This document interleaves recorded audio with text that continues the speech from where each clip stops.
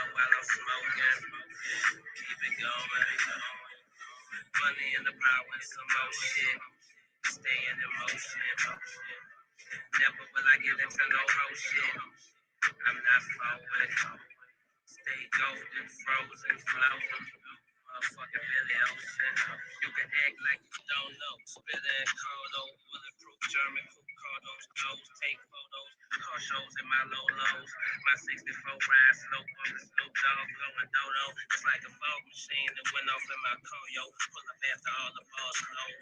Cause the civilians, underground casino full of real ones. You were suffocated in the building. Last one tried to infiltrate, I think they. I'd rather not say. Money on the plate like I never ate. Not a crumb finna go to waste. Chevy Grace tell the interstate up where I stay. Muscle call through the figure eights where I play. Live from New Orleans, rolling weed from the Bay. R.I.P. Nate Dogg, smoke weed every day. Living out what I say on these albums and tapes. Roll another one up while I'm smoking. Keep it going. Money in the power. Hey y'all. Thank you, Superficial Call. You be sweating me. Thank you so much. I really do appreciate that.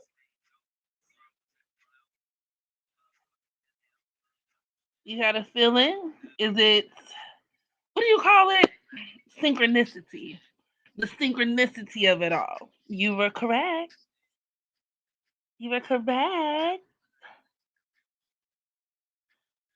Hey, Mike. Hey, Bree. Jupiter, Mars. And Neptune, or you mean in Pisces? But I love it. I love it.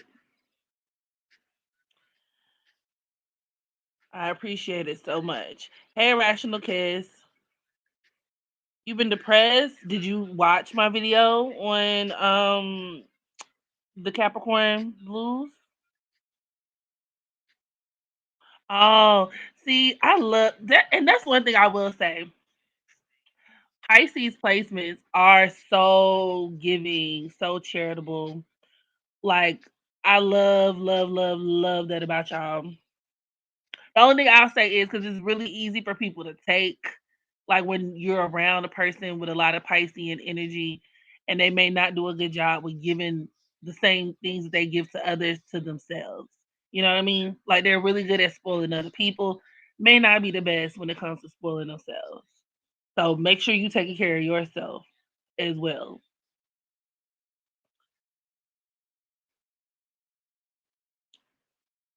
Hey, Earth Angel. Earth Angel. Wait, what movie was that from? The Temptations?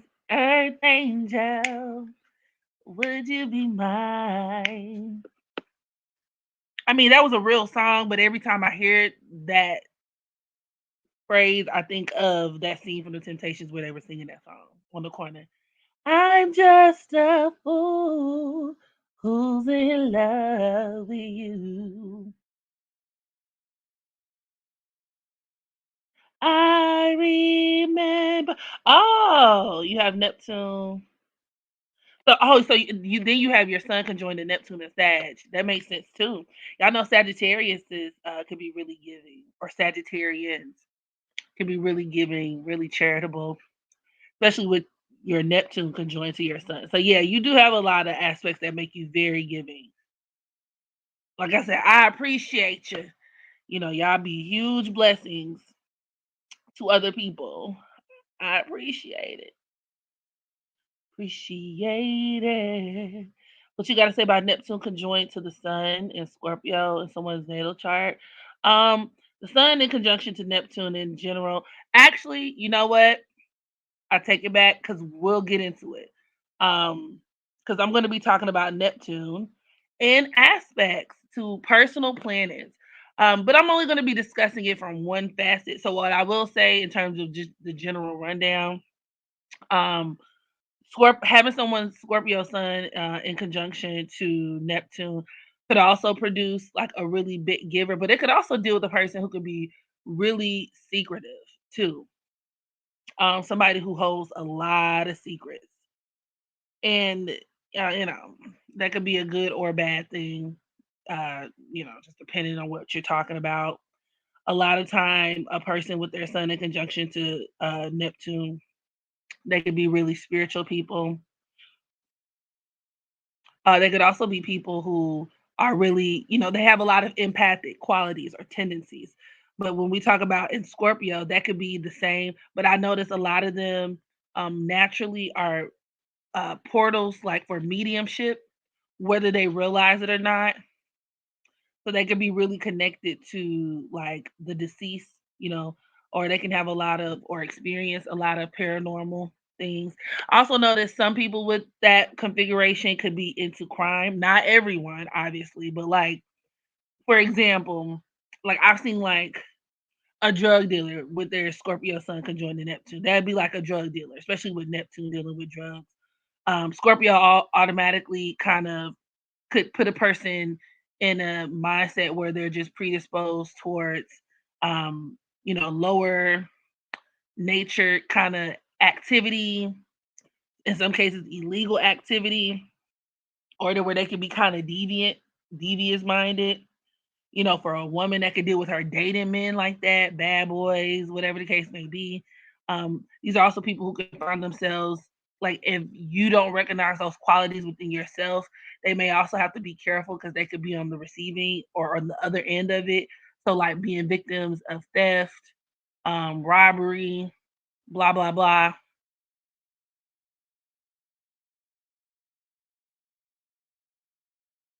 Pisces rising, Mars, but you have Uranus aspect in all your Pisces placements. It makes you detached and it make you somebody who probably wants your money back. I will say, people with Uranus highly aspected, them be the motherfuckers who want their refund. Like, bitch, I want my shit back. Like if you pay for a service, or you know what I'm saying, or like even the people like even if they give you something, like they may want their shit back. Like I say, Tauruses can be like that too, though. Tauruses and Scorpios can be like that. Who's in love with you? As a Pisces, I always feel like I don't get back. Yeah, yeah. Or you met Pisces 3 times over. Yeah, you don't feel like you get back what you get, and that's often that's a often occurrence that I hear or I've experienced with a lot of people. With just a lot of Piscean energy. But you know what? The other side of that, the flip side of that, be like, so who told you to give as much as you gave though? Like I know there's don't get me wrong, there's nothing wrong with being loving, there's nothing wrong with being giving and caring and things like that. But I notice a lot of Pisces placements can kind of get caught up in like being upset about doing things that ain't nobody asked them to do. Even if they are good things, if that makes sense.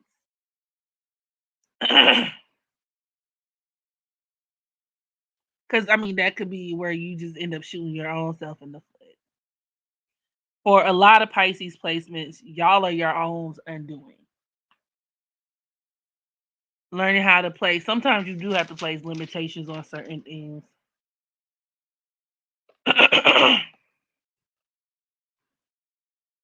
Yes, the Temptations. That's why you chose that name. Come on, Angel. I think about that, and I think about the Anita Baker. You're my angel, oh angel. Mm. You're my angel. Truth teller. I wanna go on that show. Well, if I was a singer, I would go on that show. What is it, Terrell, where he plays that game, like the reference game where he just throws out a name and you have to sing. I think it's the association game. You have to sing a song that's associated with whatever word he just pulled. I like stuff like that because I like breaking out into random songs.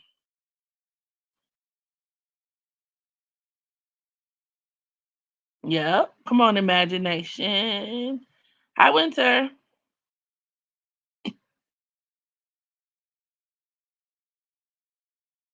I just started. Like I just like I haven't even gotten into the lecture. So you came right on time.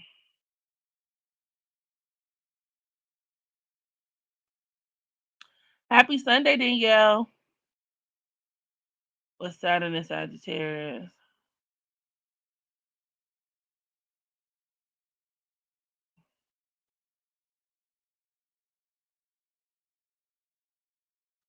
I wouldn't say it's a planet of the Karen per se.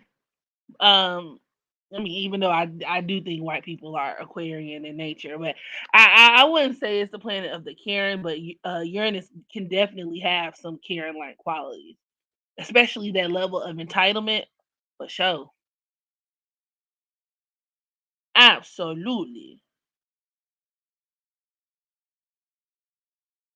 I just had somebody ask me for a refund last week. I ain't even really stopped to get into their chart to see if they was a Taurus or not. I'm of the persuasion because I mean I really hadn't got around to their chart, so I'm of the persuasion, child. I'm not gonna fight with you about your money. I'm not Joanne the scammer, bitch. I don't cling that tightly to money. You can have your money back, babe. But I should have looked. I should have just looked for good measure and been like, because I'm pretty sure they probably had some Taurus or Aquarian placements. Send it back to the man to the manufacturer.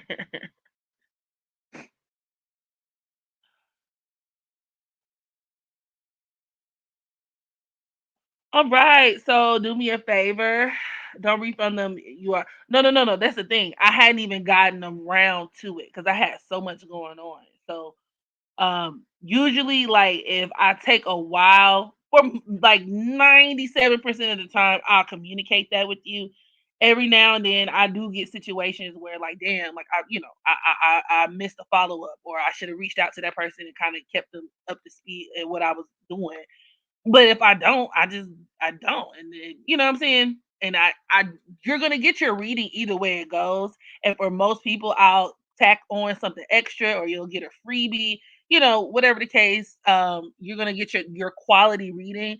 But if you know you don't, then of course you can get your money back. That's kind of how this works. I don't, I know some people. Everybody's different. Different readers, different people are different. Some people just be like, no, like I don't believe in refunds. Nah, baby, because you're not gonna be running to the streets talking about Hood Astro. She took my money. She took my money. I ain't getting nothing. She didn't want to get my money, girl. I'm not finna fight with you over $50, $100, $150. It's not that deep. Not that deep to me. It's never that serious. But if I had already done the work, that'd be a little different. Your ass ain't getting shit. Right. Hey, I took my money, ran off with the bag. Nah, baby, come get this bag. Come get it back. Come get it. I'm good. All right. Let's see. Go ahead and like. Let me see where we are with those likes, those thumbs up, so we can go ahead and start. And for those, because I'll keep this live up, so if they're watching on, um, if they're watching on the playback, for those of you watching on the playback, that is, you could just forego all of this shit unless you just really love my live streams. They would have a trend Twitter. Yep, talking about exposing hood Astro Queen. Listen, ain't shit to expose about you when you like move with integrity, and when you on the up and up.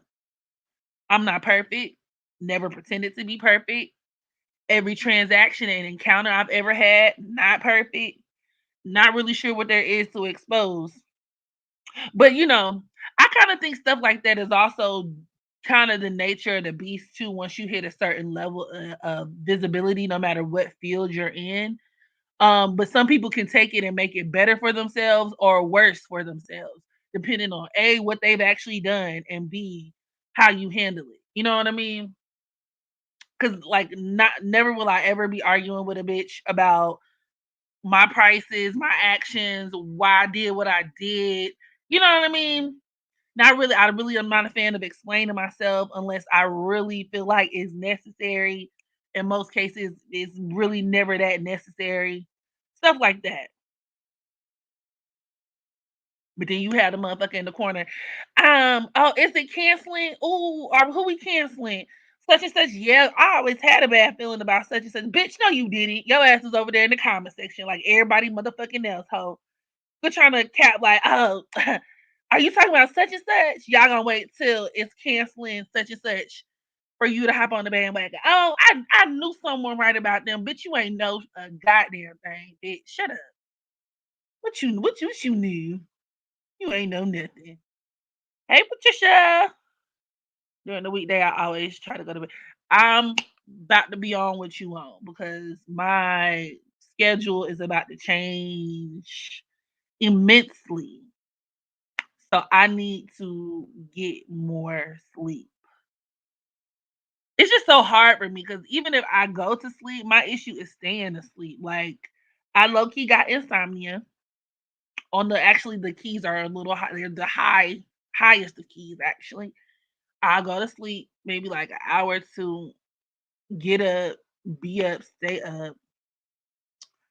It's so hard.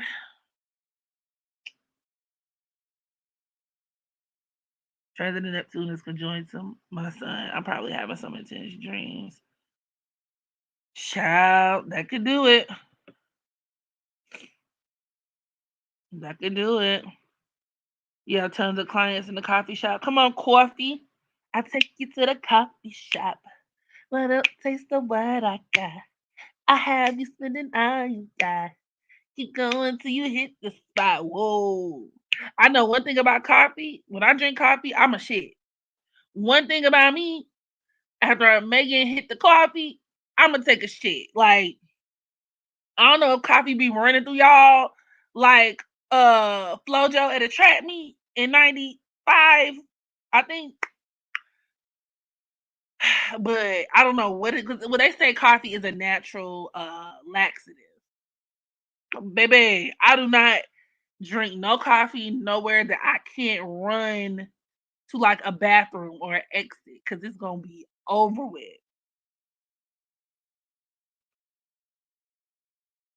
Going to bed at 5 a.m. and wake up at noon.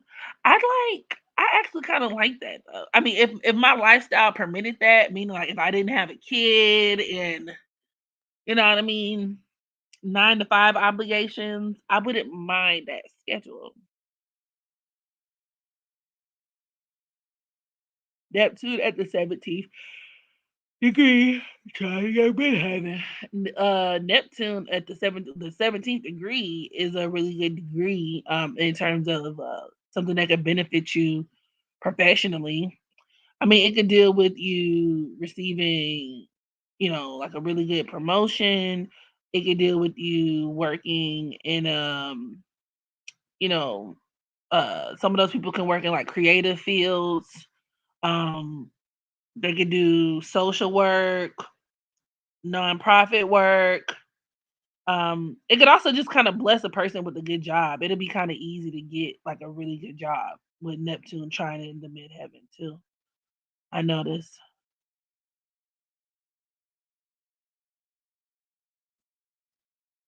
People who sleep through the night.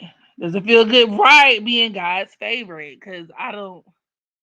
I'm trying to get like y'all. Must be nice.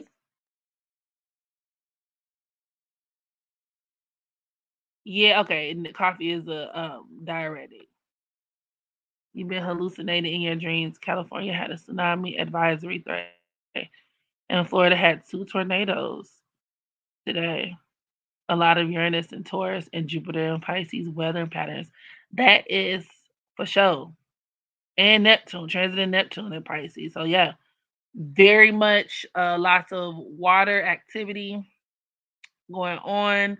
Um, with Uranus and Taurus, a lot of people say that could even correlate to like what do you call it? Artificial. I guess where they could be artificially controlling the weather. That's a whole nother conversation for a different day. A lot of people do believe in that. Um,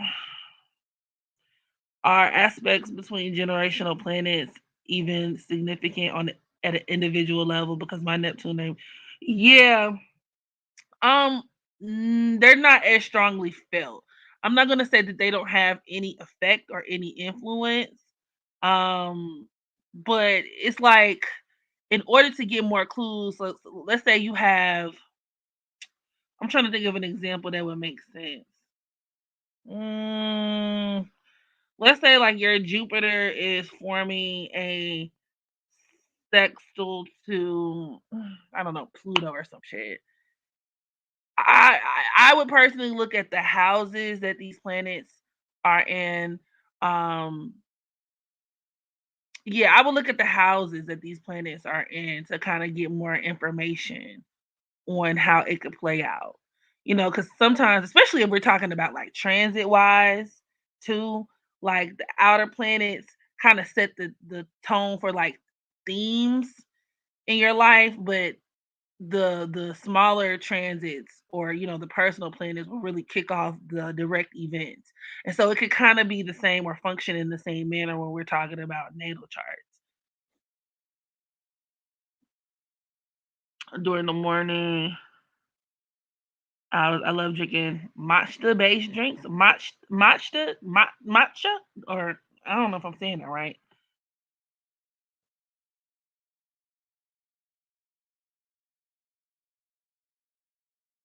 I just be late all the time. That's that Saturn and Sag issues with time management.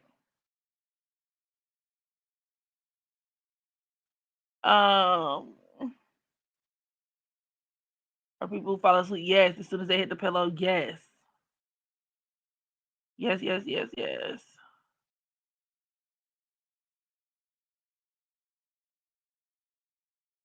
Karmic connection between Sade and Aaliyah. Yeah, the 16th. I don't know much about Sade, nor have I looked at her natal chart before. I suppose we can if we have time today or this evening, but I don't know. Because that number 16 can play out differently. Like I said, the most common theme associated with the number 16, of course, is catastrophe, but it could also deal with sacrifice. And I mean, we don't know Sade personally, so I don't know what personal sacrifices or a catastrophe that didn't happen in her life because it doesn't mean it hasn't occurred. So, you know, it could also deal with victimhood. Dr. Teal has his sleep mist that knock you out.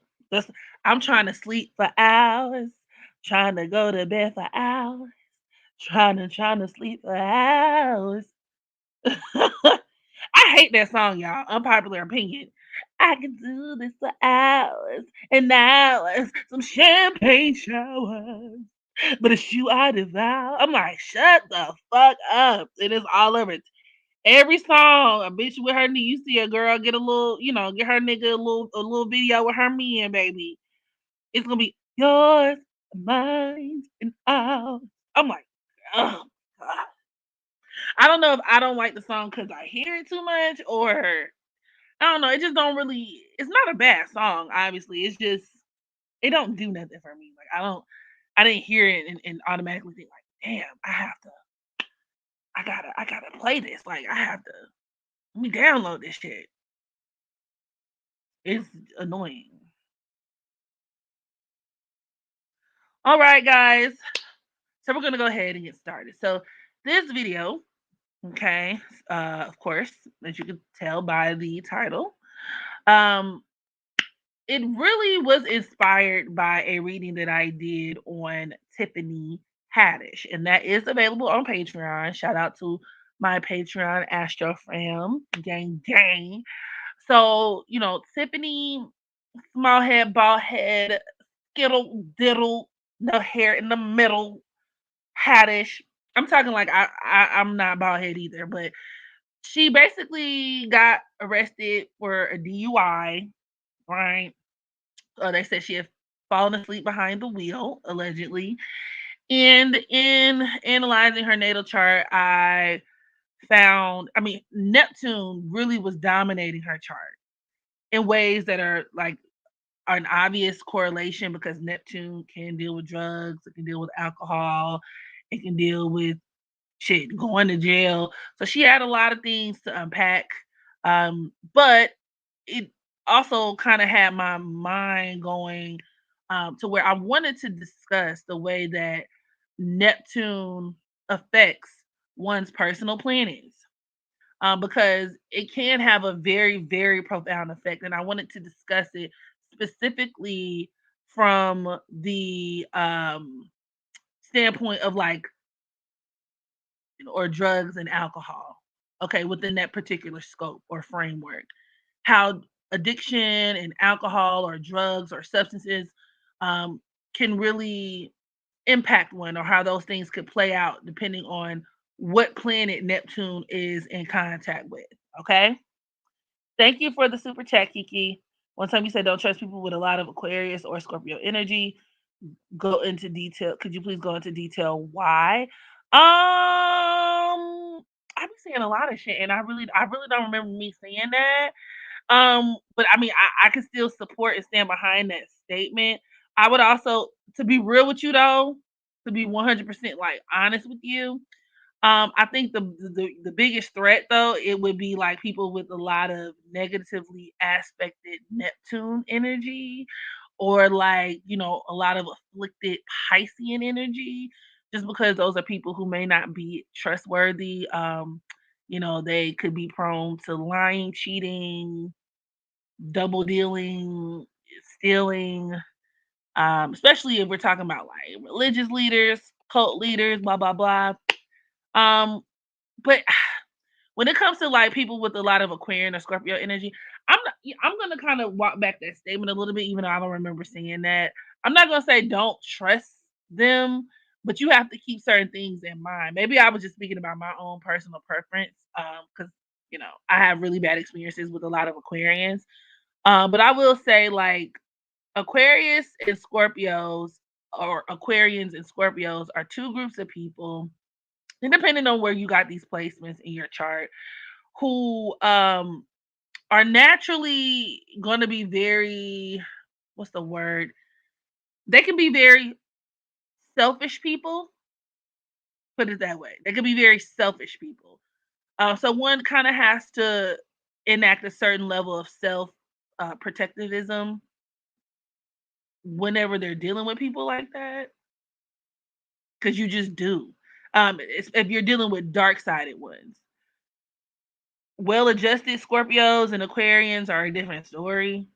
But I mean, you know, that's I can make a bunch of content on that dark side of Scorpios, or lower vibrational Scorpios versus low vibrational Aquarians. In their worst form, they could be haters, they could be bullies, especially Aquarians. Um, dark sided Aquarians could be horrible people to be friends with. They may not make the best friends. They're constantly trying to play experiments. That's another thing too. Dark-sided Aquarians love social experiments, and they can play those things at your expense. You know, and of course, like the stereotypical tropes that come along with people with a lot of dark-sided Scorpio energy. Um, Scorpios too, the dark-sided ones, I feel like are undetected, and I know this word can be overused, but they don't get the credit that they deserve for being like the undetected like narcissist. Not all, and everybody's not a narcissist. You can be manipulative and not a narcissist. But it's that influence of Mars. Scorpio is co-ruled by Mars. A lot of them can have narcissistic tendencies. But like I said, that's a different video for a different day. Yeah, different video for a different day. So, um, best and worst traits by modality, the series. I'll definitely work on that. I can add that to the list. Social experiments, maybe intentions aren't harmful though. I mean, yeah, Aquarius is the scientist, it's the scientist of the zodiac. So even in their personal lives or their social lives, they can play those things. And to your point, it may not they may not necessarily have the worst intentions, but that's why I also say it matters like where this energy is placed at, and like how it's aspected, other things you have going on within your chart, and blah blah blah blah blah. Some of them can be pervs, that too, with Aquarius, especially with what they're trying to normalize with adults being that's very Aquarius. And you got to keep in mind, we have transiting Saturn in Aquarius, even with Uranus and Taurus, like the normalization of weird shit. You know what I mean? Not what I mean. All right, so let's get to the tea. Let me pull up my notes. I love Scorpios and Aquarians, but they're no good to this. Scorpios and Aquarians are not for the weak. You know, they always say, and Scorpios and Aquarians don't really get along either. Like as archetypes, you know, obviously not every single individual Scorpio. You know, I'm not saying they don't get along with every individual Aquarius, but you know, you know, Scorpio and Aquarius squares one another for a reason, like in astrology. And they say, the astrology girls say the only sign that's threatening to Scorpio is Aquarius. And my theory on that is because Scorpios are obsessed with power, you know? Or I should say, Scorpio is an archetype, is obsessed with power. And in many ways, that is achieved through manipulation, gaslighting, distorting, you know, like emotions and things like that. But Aquarius, it's kind of hard to do that. Like, think about a person who is the most manipulative person you've ever met in your life. Like, you know, these people are capable of emotional blackmail. Cancers can be like that too, but like emotional blackmail, all kinds of shit. And then you meet and you deal with a person who just don't give a fuck. Like it's really hard to do what you do when you're dealing with a person who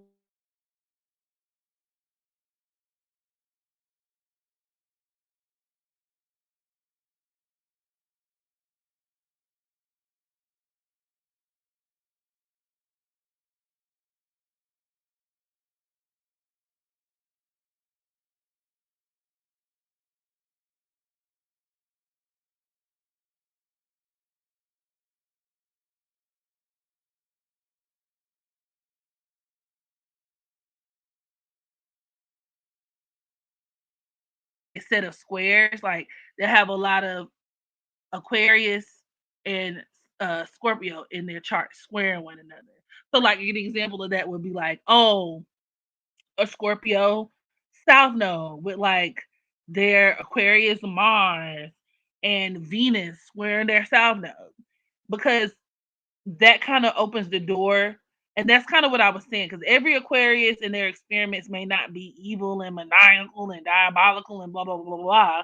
But when we start talking about that square off between Scorpio and Aquarius, mind you, Scorpio directly does it, like it literally deals with things that are like demonic, lower vibrational, deviant, and you attach that to somebody who is naturally you know, who has a uncanny ability to objectify people, places, and things, who can be really weird and detached. That those are the makings for a fucking mad scientist, like a crazy person. In fact, I don't know if y'all ever heard, and I guess I'll cover her chart one of these days. I can't remember her name, but basically she was a slave owner back in like the 1800s in New Orleans, and she was one of like the first serial killers because she was so fucking evil to her slaves. Like she literally used to kill, like even the most racist slave owners from the 1800s was like, damn bitch, you wildin'. Like we own slaves, but you wildin', bitch. Because she used to play like these weird games and do these weird experiments on them to torture them. Like she would make them eat rat shit and then like sew their mouth shut. Like what? Like you know what I mean? Or take two kids or some shit and like sew them together. Like no pain, you know, like medicine, no anesthesia, just doing weird shit. Or like she had a slave and she broke his legs into like a bunch of pieces so his legs can be crumped up and crunched up like a crab, and she wanted to see if she could make like a human crab, like that type of shit. That's very Scorpio squaring off with Aquarius vibes. And when I looked at her chart, she had a lot of that going on. Like Bitch, you're weird. Like you're weird.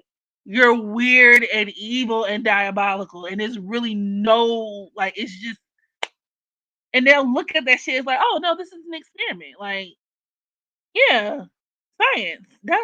It's an experiment. Like, no, bitch, you're weird. You're weird.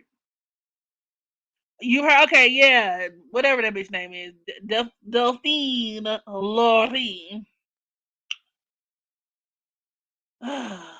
Like she would do weird shit like that. But anyway, I digress. Let me start. Yeah, she would just do crazy. Like it was a little girl who was brushing her hair, right? The girl was like 9 or 10, and she messed up and like snagged a piece of her hair on accident, and she made the lady so mad, and she knew what was going to happen, and she was so scared of being reprimanded by this woman that she ran to the top of the building, like and I guess the mansion, and jumped off to kill herself because she was like, "Nah, bitch, I'd rather jump off this motherfucking building and die a quick death than to be stuck in the basement," because she would do this shit in her house and be tortured and mutilated and experimented on. Like it was crazy. I was like, that bitch is, and that bitch literally lived till she was like old. All right, so let's get into it. So once again, if you're just now joining me, okay, or if you jump to, because I will definitely uh timestamp this. So if you're just now getting here due to the timestamp, I want to reiterate that I will be talking about the effects of Neptune um, in contact with personal planets, but specifically within the context of addiction, alcohol, self medication, drugs, so on and so forth. Now, Neptune in astrology is a planet that deals with, once again, self medication, it deals with drugs, alcohol, but vices in general. Because we all know, people can have addictions to anything. Anybody could, lean onto anything. It really doesn't matter. But when you really boil it down, the crux of it is about having a vice. A lot of times it's rooted in escapism or a need to lean onto something. Okay. This is why Virgo, which is the sign that is opposite of Pisces, right? Neptune co rules Pisces. This is why a lot of times Virgos can have addiction problems. I know a lot of Virgos or Virgo placements who can be heavy drinkers, heavy smokers, or once again just have very particular coping mechanism, so to say. All right, or need a quote unquote like soft place to fall, because it's all about not being able to handle the weight or the gravity of reality. So you want something soft, you want something that can kind of ease the pain, something that kind of take you away from your current circumstances. um, so yeah, and that can morph into anything, but the most common manifestation would be substance abuse, addiction, and good job, superficial code. It could be porn. Neptune actually deals with porn as well. And then people can be addicted to porn. So you see how that kind of goes there. Neptune is a planet that is boundaryless, right? It is borderless, it is permeable. And that's another reason why how when people talk about like, oh, gateway drugs or this is it's very easy to start one place and then find yourself kind of escalating out of control. Neptune is very slippery. So with that being said, we're going to start with discussing the sun in contact with Neptune. Now, specifically, I'm speaking to the conjunctions and the harsh aspects. If you have like, sun trine or sextile Neptune, you may be able to resonate with some of this, but not really to this effect or this extent. Okay. So, for a lot of Sun Neptune individuals, this could specifically point towards the recreational use of drugs and or alcohol. Okay, the Sun does deal with recreation. It could deal with people who tend to party hard, and it tends to weaken one's sense of willpower. So, therefore, the effects of this could be like really prominent. So, when these people are under the influence, They are, quintessentially like, how people say drugs or alcohol like lower one's inhibitions. You could say that this could be applicable for most people, but for Sun Neptune contacts, they can be a lot more vulnerable or susceptible to this. Okay. It could also, I notice, help or aid in one's confidence and creativity. So you have a lot of Sun Neptune people who would drink for the purpose of, gaining the courage to speak to that guy at the party, or, a person who normally feels invisible, which is very Neptune, right? Sun in conjunction to Neptune. I don't really feel like I'm seen like that. I don't really feel special in my waking and everyday life. So let me, take this little drink and they can turn into a completely different person. Like they can turn into like a lot of times these people tend to perform when under the influence. The sun can deal with performance. Okay, it could also produce a fleeting sense of happiness. So, a person who could be under the influence, and when they're drinking, when they're smoking, everything seems to be right with the world. But once again, Neptune in general can just be so elusive, right? So, yeah, and that essentially is what keeps these people on that path if they are, in fact, drug users, alcohol users.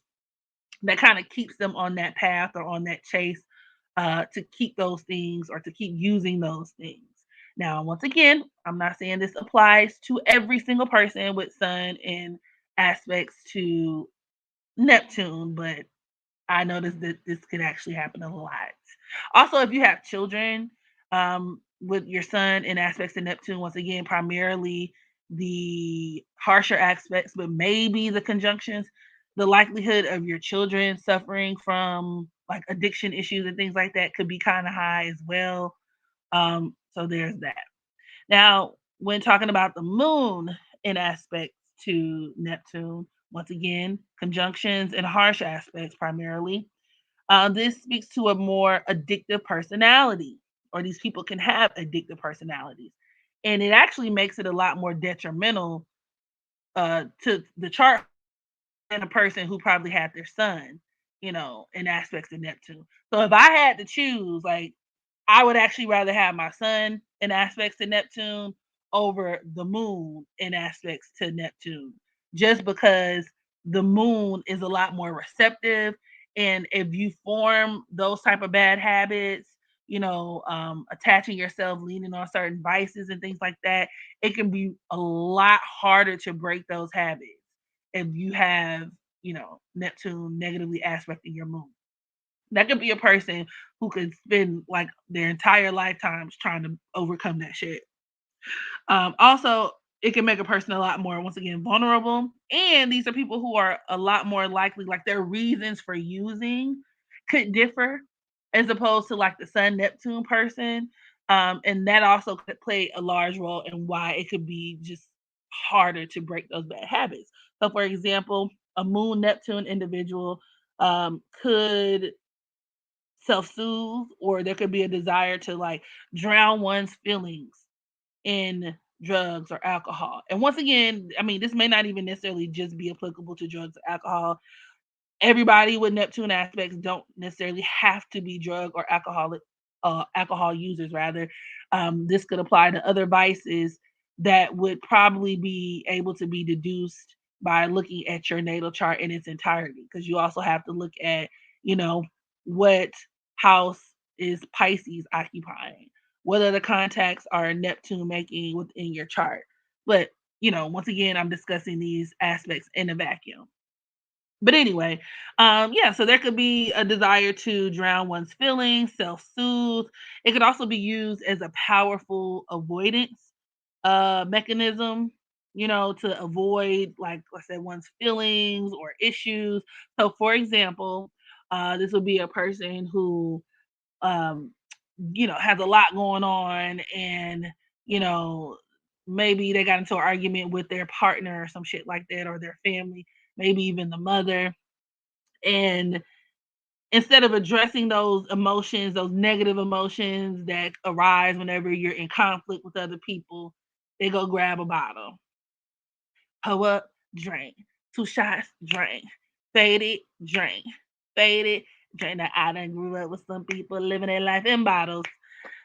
Class, tell me what song did that come from? But anyway,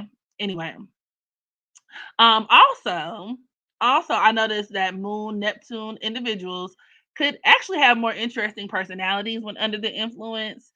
They could also be your emotional drunks and could even have like heightened imaginations. Now, on the downside, I've also seen this deal with um, like an increase in paranoia, especially with smokers. If you're a smoker and you have the moon in negative aspects to Neptune, I've seen this manifest in like paranoia. So a lot of these people can actually be highly, highly paranoid, drunks, or they'll drink or smoke, and then their imagination will run wild. They'll see things. What was that? Who did that? Who's there? Who's there? You like, girl, girl, put the weed down. Hand me the blunts, girl. You're going crazy. You're losing your mind. Yes, swimming pools. I love how Kendrick Lamar was literally describing the effects of generational addiction and alcoholism, and we was literally turning up, getting drunk to that shit, like playing it at all the kickbacks, blacking out, partying, living our best lives, like this educational, abstract like masterpiece was not playing in the background. That shit was crazy, crazy. But anywho, on to Mercury in aspects to Neptune. Okay. Now, for a lot of these people, this could be just as powerful as the moon in aspects to Neptune, especially in terms of how this could impair one's everyday life, right? So there could be an increased dependency on intoxicants and things like that, and that's what you're into. So a lot of clients that I have with Mercury and negative aspects, or even conjunction in Neptune, I always say, like, please, like, if you're not a smoker, if you're not a drinker, like, that's not really a habit that you want to start picking up and running away with at all, because it can have a very strong and profound impact on their cognitive function, as the veils between reality and the spirit realm are already really thin for them. So it could essentially, like, even produce, I've seen in some extreme cases, like schizophrenic kind of effects, or like if a person takes psychedelics, and how, depending on your brain chemistry, like certain people could be at risk for like permanent brain damage and things like that. Like that would definitely be someone with their Mercury and negative aspects to Neptune. So, you have to be like really careful when it comes to that. Even with moon and negative aspects to Neptune too, like shrooms and all them type of psychedelics, like LSD, like chill. You gotta chill. Like moon or Mercury and negative aspects to Neptune, you got to relax. Like, please relax. Relax for me. Hey Lex Divine, email me. Email me. I recognize emails. That's kind of how I categorize my readings. So I can give you an update if you email me. So let's see. Yeah, so there's that. Also, these are people who can have a distorted perception of reality. Okay. And so, once again, introducing mind altering substances could only make that stronger. And it's strongly disadvised for these people to get behind the wheel. Now, I mean, I wouldn't advise anybody to get behind the wheel after smoking or drinking, but especially if you have Mercury and negative aspects to Neptune, because this is one of the most common type of aspects that I see in the charts of people who have DUIs, falling asleep behind the wheel, aka Tiffany Haddish activities. You know what I mean? Like drunk driving, car accident, like all that stuff. It's giving very Mercury and negative aspects to Neptune. So yeah. Trines are actually positive. That trines are positive but only if you take advantage of them. You actually have to activate your trance, even sextiles, because sometimes we can kind of sleep on ourselves or sleep on the softer aspects, just because they don't really push us. And that's kind of the positive part about having a lot of negative aspects.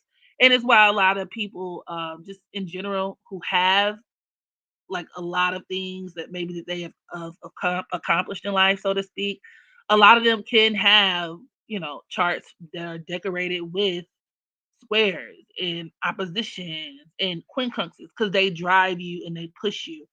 Um, you know what I'm saying? To either like overcome it or not.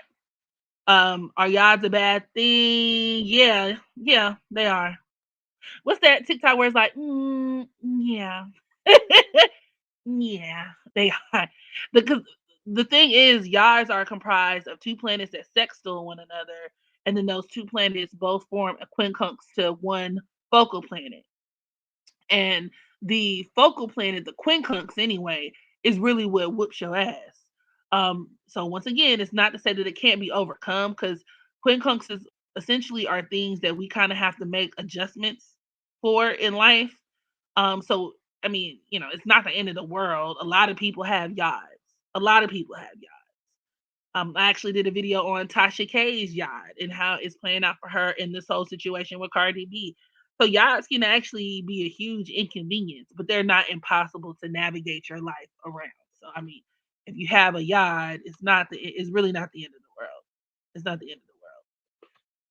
But moving right along.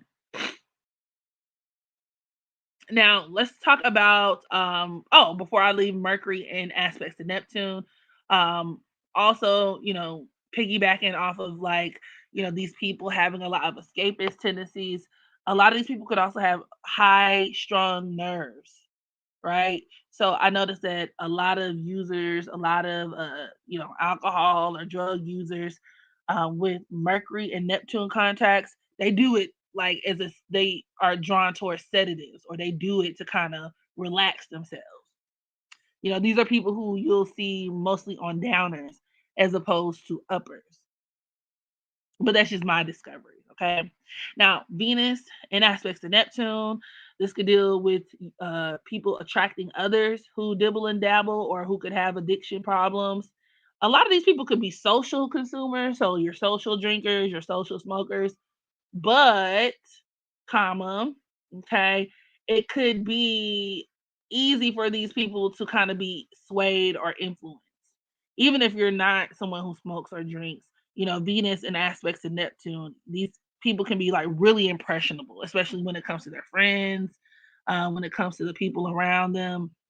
You said uppers, you a Gemini. I definitely expect Geminis to be on uppers. So there's that.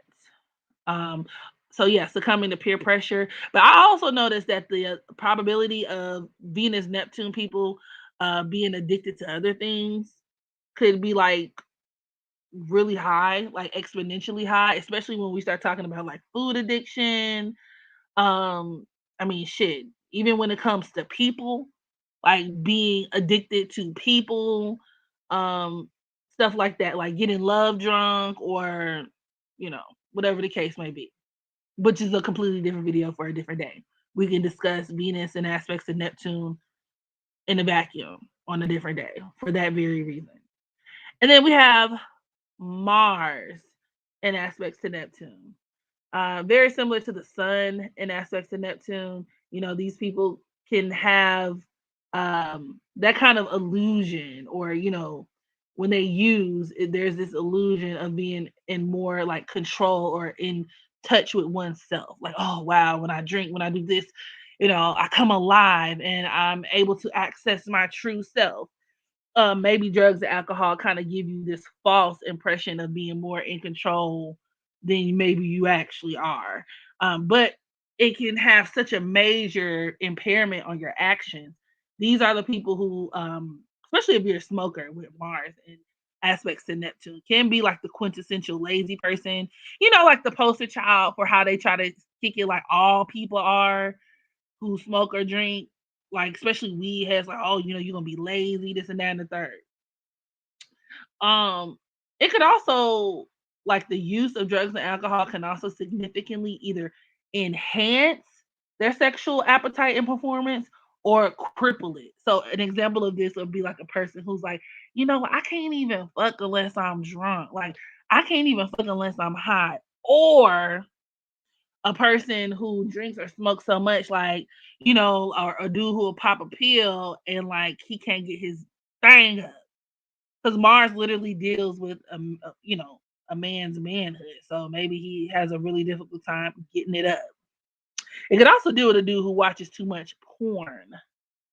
So like that's a whole nother set of issues. Like I said, different video for a different day, but that could be another reason why he can have a difficult time getting his up. These are also people who can be angry drunks. They are actually one of the more destructive people to be around. Like I'd rather be around a person with their moon in negative aspects to Neptune than their Mars. Just saying. I mean, this could bring about like an uncontrollable rage, reckless actions, fights, all kinds of stuff. Like, so you just have to be really, really careful when dealing with people with their Mars and negative aspects to Neptune. To me, this reminds me of the song because I got high. Right, I was gonna clean my room, but then I got high. Like, yeah, those vibes. Those vibes. It's giving those kind of vibes. I fight sober.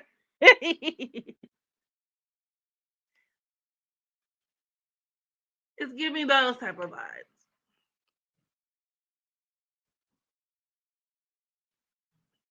But they could also even deal with like a person who gets so angry that they disassociate.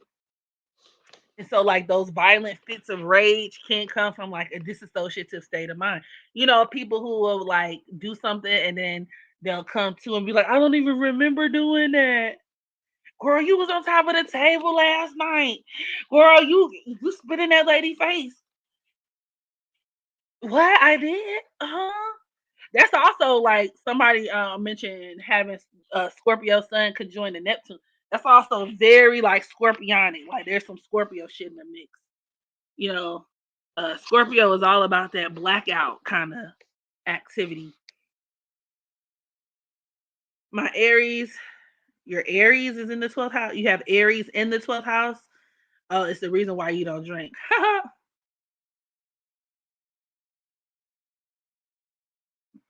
Mm. What do you think about Neptune on the angles? Did I read that right? Neptune on the angles. What do you mean by that?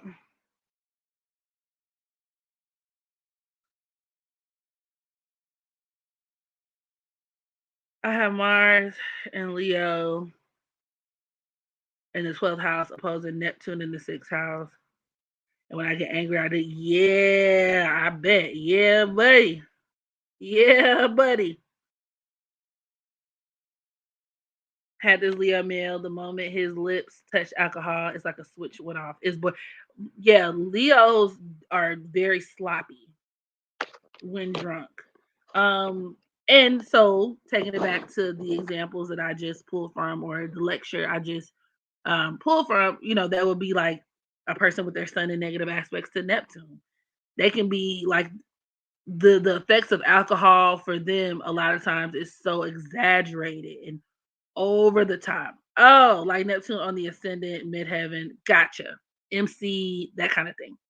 Um, it just depends. I mean, I could do like I said, it's so much to talk about. It just depends on, you know, how like what we're discussing. But I will say just in general, um Neptune, especially as it pertains to the midheaven and the ascendant,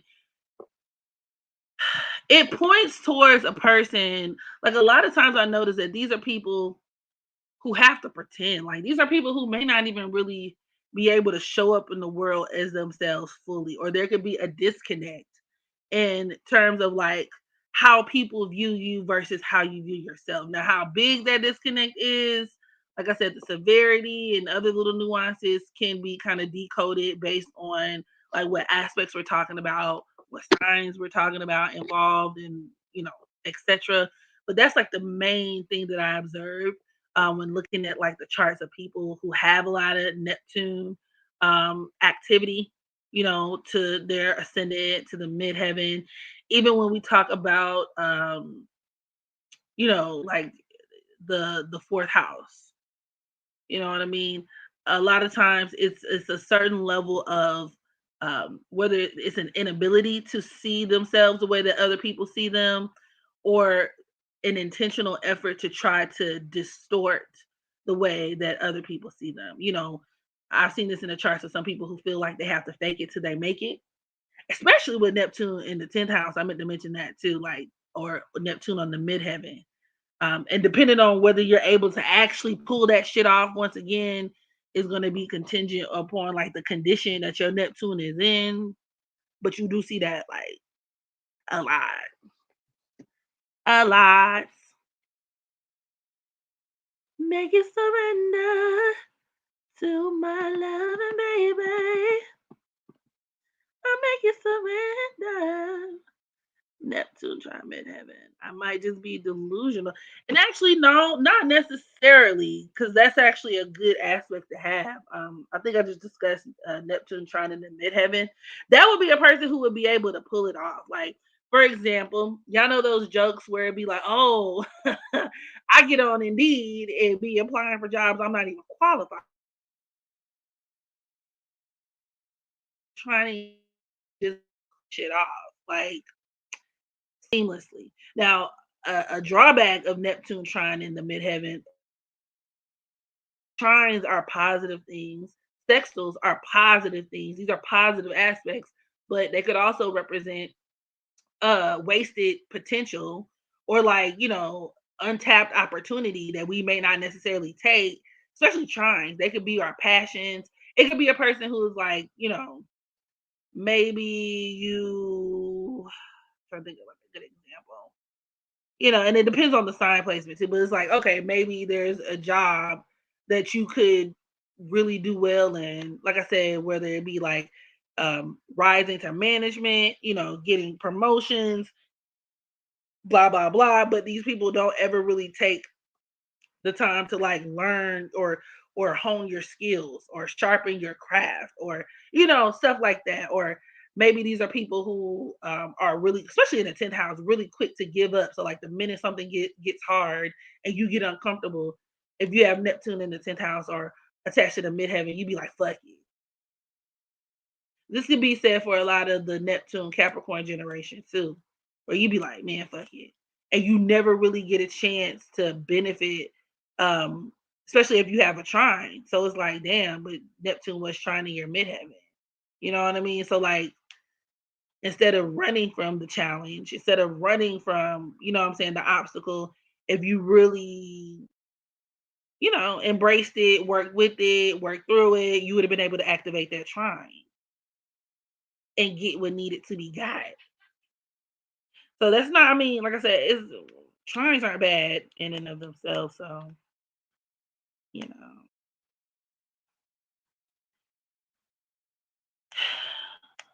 And when we talk about Neptune and aspects to like the first house or the ascendant, a lot of times these people have to kind of fake things or pretend for survival, if that makes sense. Like it's based out of like a place of survival. So I'll give y'all a personal story, because I do have Neptune um, squaring my ascendant. Neptune is squaring my ascendant. And the thing about that is, from a very early age, like I grew up in a household where like you weren't really safe. I don't really know what the technical name is, but it's like, in order to survive your environment, because I lived in such a dysfunctional environment, an abusive environment, you kind of had to like, once again, like pretend like a lot of things were swept under the rug, which is also very Neptune in nature, like being in denial, avoidance, like, So we just kind of had to like I had to pretend certain things like there was a pressure on me to pretend like certain things weren't there even though they were and blah blah blah blah blah. So as an adult, I noticed that kind of became a coping mechanism, like to kind of avoid certain things or like create my own version of a reality where that pink elephant in the room didn't exist, or you know what I'm saying, like that kind of thing, that type of like pretending, like you know more so that now, like with the square, you have more control over it, like what I'm saying, you may be more aware of what you're doing as opposed to like an opposition. Now if you have some oppositions that your Neptune is making to the angle, so to speak, to the ascendant, the midheaven, that's where we get into like the delusional energy. That's where we get into like the okay, something's wrong. Something's wrong. Like for example, even when we talk about personal planets, like Neptune in opposition to personal planets, Portia Williams has her Mercury in opposition to Neptune. That bitch is a liar if I've ever seen one. I've never liked that bitch. Like I never liked Portia. All y'all be seeing it for Portia. All y'all be seeing it for Portia. All y'all be seeing it like going up for the girl. And just recently, when she had that goddamn travesty of a reality show where she fighting her baby daddy and trying to turn up on his mama, that's when everybody was, oh my god. Like I feel like Portia is one of those people. Side note, I'm going on a rant, but like Portia Williams is one of those people that people make a lot of excuses for, which is also, a manifestation of her being a Pisces moon. Like having a difficult time with accountability, people making excuses for you, always being the victim, wooty wooty woo. And every time she does something, it's like people can acknowledge the fucked upness of it, but like she never gets canceled the way other people get canceled, if that makes sense. And then she goes on to do some more fucked up shit, and then people are like, oh my god, Portia, like, ugh, she really disgusts me. And she's such a liar. And I've been peeped that from day one. Like, she's such a liar. But the point that I'm making is with her Mercury in opposition to Neptune, that bitch is one of the most dangerous type of liars because these are the people who will believe their own lies. Like, Mercury in opposition to Neptune can produce a person with a very warped sense of reality. Like, bitch, you're delusional. Like, the way that they experience shit is so fucking skewed. Like, and so sometimes it may not even be that they're intentionally trying to, like, if you see a person with their Mercury square in Neptune, maybe they kind of have a grasp on what is and what isn't, but they're just trying to convince you otherwise. If they have that opposition between Mercury and Neptune, they like that person may not have it all. Like there's something that's really wrong with them. Like really, really wrong with them. Like they may not even have control over that shit. Or that could be somebody who can also have a habit of like stretching the truth too. Like they'll take one thing that may be true from that experience and then like the telephone game, extrapolate on it until it's a situation where you're like, bitch, like what the fuck? Like that's very Mercury in opposition to Neptune type of behavior. And that's exactly the type of behavior that Portia Williams exemplifies. Not to mention, the bitch had the nerve to write a book. She's a Gemini Mars. A lot of Gemini Mars placements like to write books. But my issue is with that Mercury in opposition to Neptune. I don't even, it's giving plagiarism, right? These are people, she may not even have wrote like all that shit on her own. Like, people are like, oh, Portia, she likes to play dumb. No, she is dumb. Because I don't think she would continue to put herself. I think a person who was smart would do a better job at covering their tracks when it comes to like their bullshit. She tries, but she fails. And then she relies on her demure, the baby boys, and haha, I'm so much fun. Poor Portia. Like, she relies on that to kind of save her. And y'all hoes eat that shit up every time.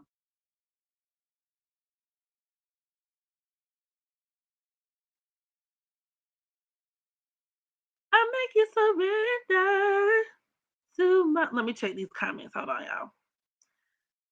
And I'm gonna need y'all to get those likes up. Let's get those likes up. Let's get the likes up. If you love me, just thumbs up the video. The only slight addiction I have is buying books. That's a good addiction to have. Good addiction to have.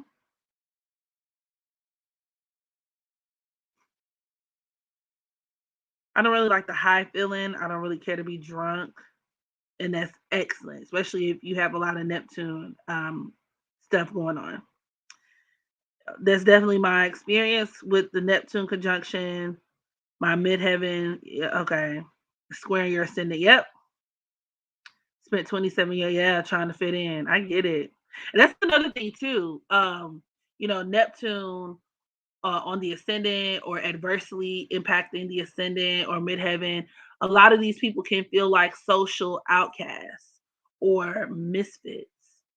You know what I'm saying? Even if you have Neptune affecting your like descendant as well.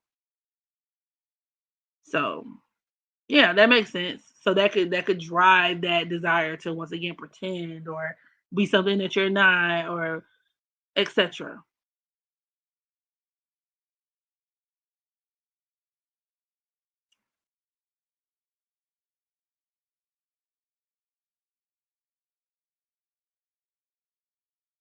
You have Neptune squaring your Libra midheaven. Yes. Stop sleeping on yourself.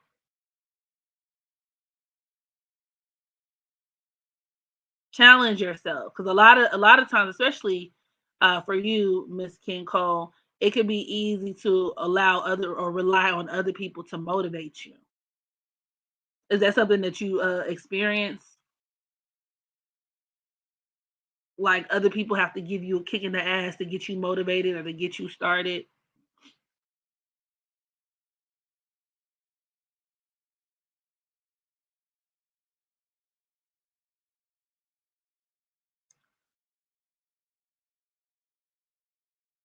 Are all Libra men flaky and shady as fuck, or is it just my experience?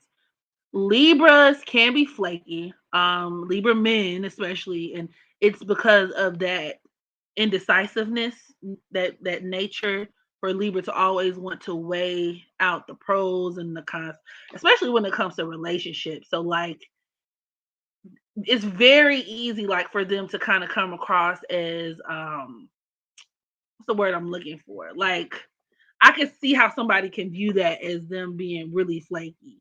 Cause I mean, these are people who are always trying to find like the most ideal, like the best option. And it may not even just apply in relationships. I mean, this could just be in general, right? Especially when they're presented with more than like three really good options. Um, so they're like, or like, a Libra who is always trying to reach that level of objectivity. So it's like, and I notice I do this a lot because I'm a Libra ascendant in Venus. So like I'll listen like to an argument, right? So like somebody will come to me and be like, Megan, listen, did you know that Barbara said and I can't believe Barbara did that. Barbara is a hoe. Barbara is trash. And I'm listening to them and I'm like, yeah, it do sound like Barbara is trash, but I'm trying to get like the objective perspective of like the situation.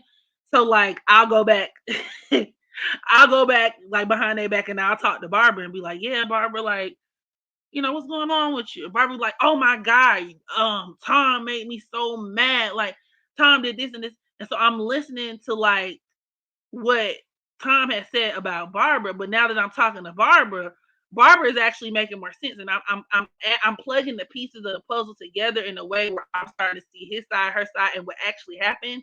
And I just so happen to like my mind has changed now that I've got the full perspective. So now I'm agreeing with Barbara. But now Tom think I'm fake because I was just agreeing with him before I got the full picture. Does that make sense? That's very Libra. Like, and then I come back and be like, actually, like, both of y'all was kind of wrong, but like after hearing the full situation, mm, like you'll switch sides. Like that's very Libra. They can even do that in relationships. Like, I'm with this person, but they're constantly like weighing the pros and cons or comparing them to the last person they were with, or contemplating like, okay, should I stay in this situation or should I go? And it's like, okay, I'm here, but what does that person have going for me? But I'm here. Story time reminds me of a story time. I know y'all love my story times. Okay, so story time.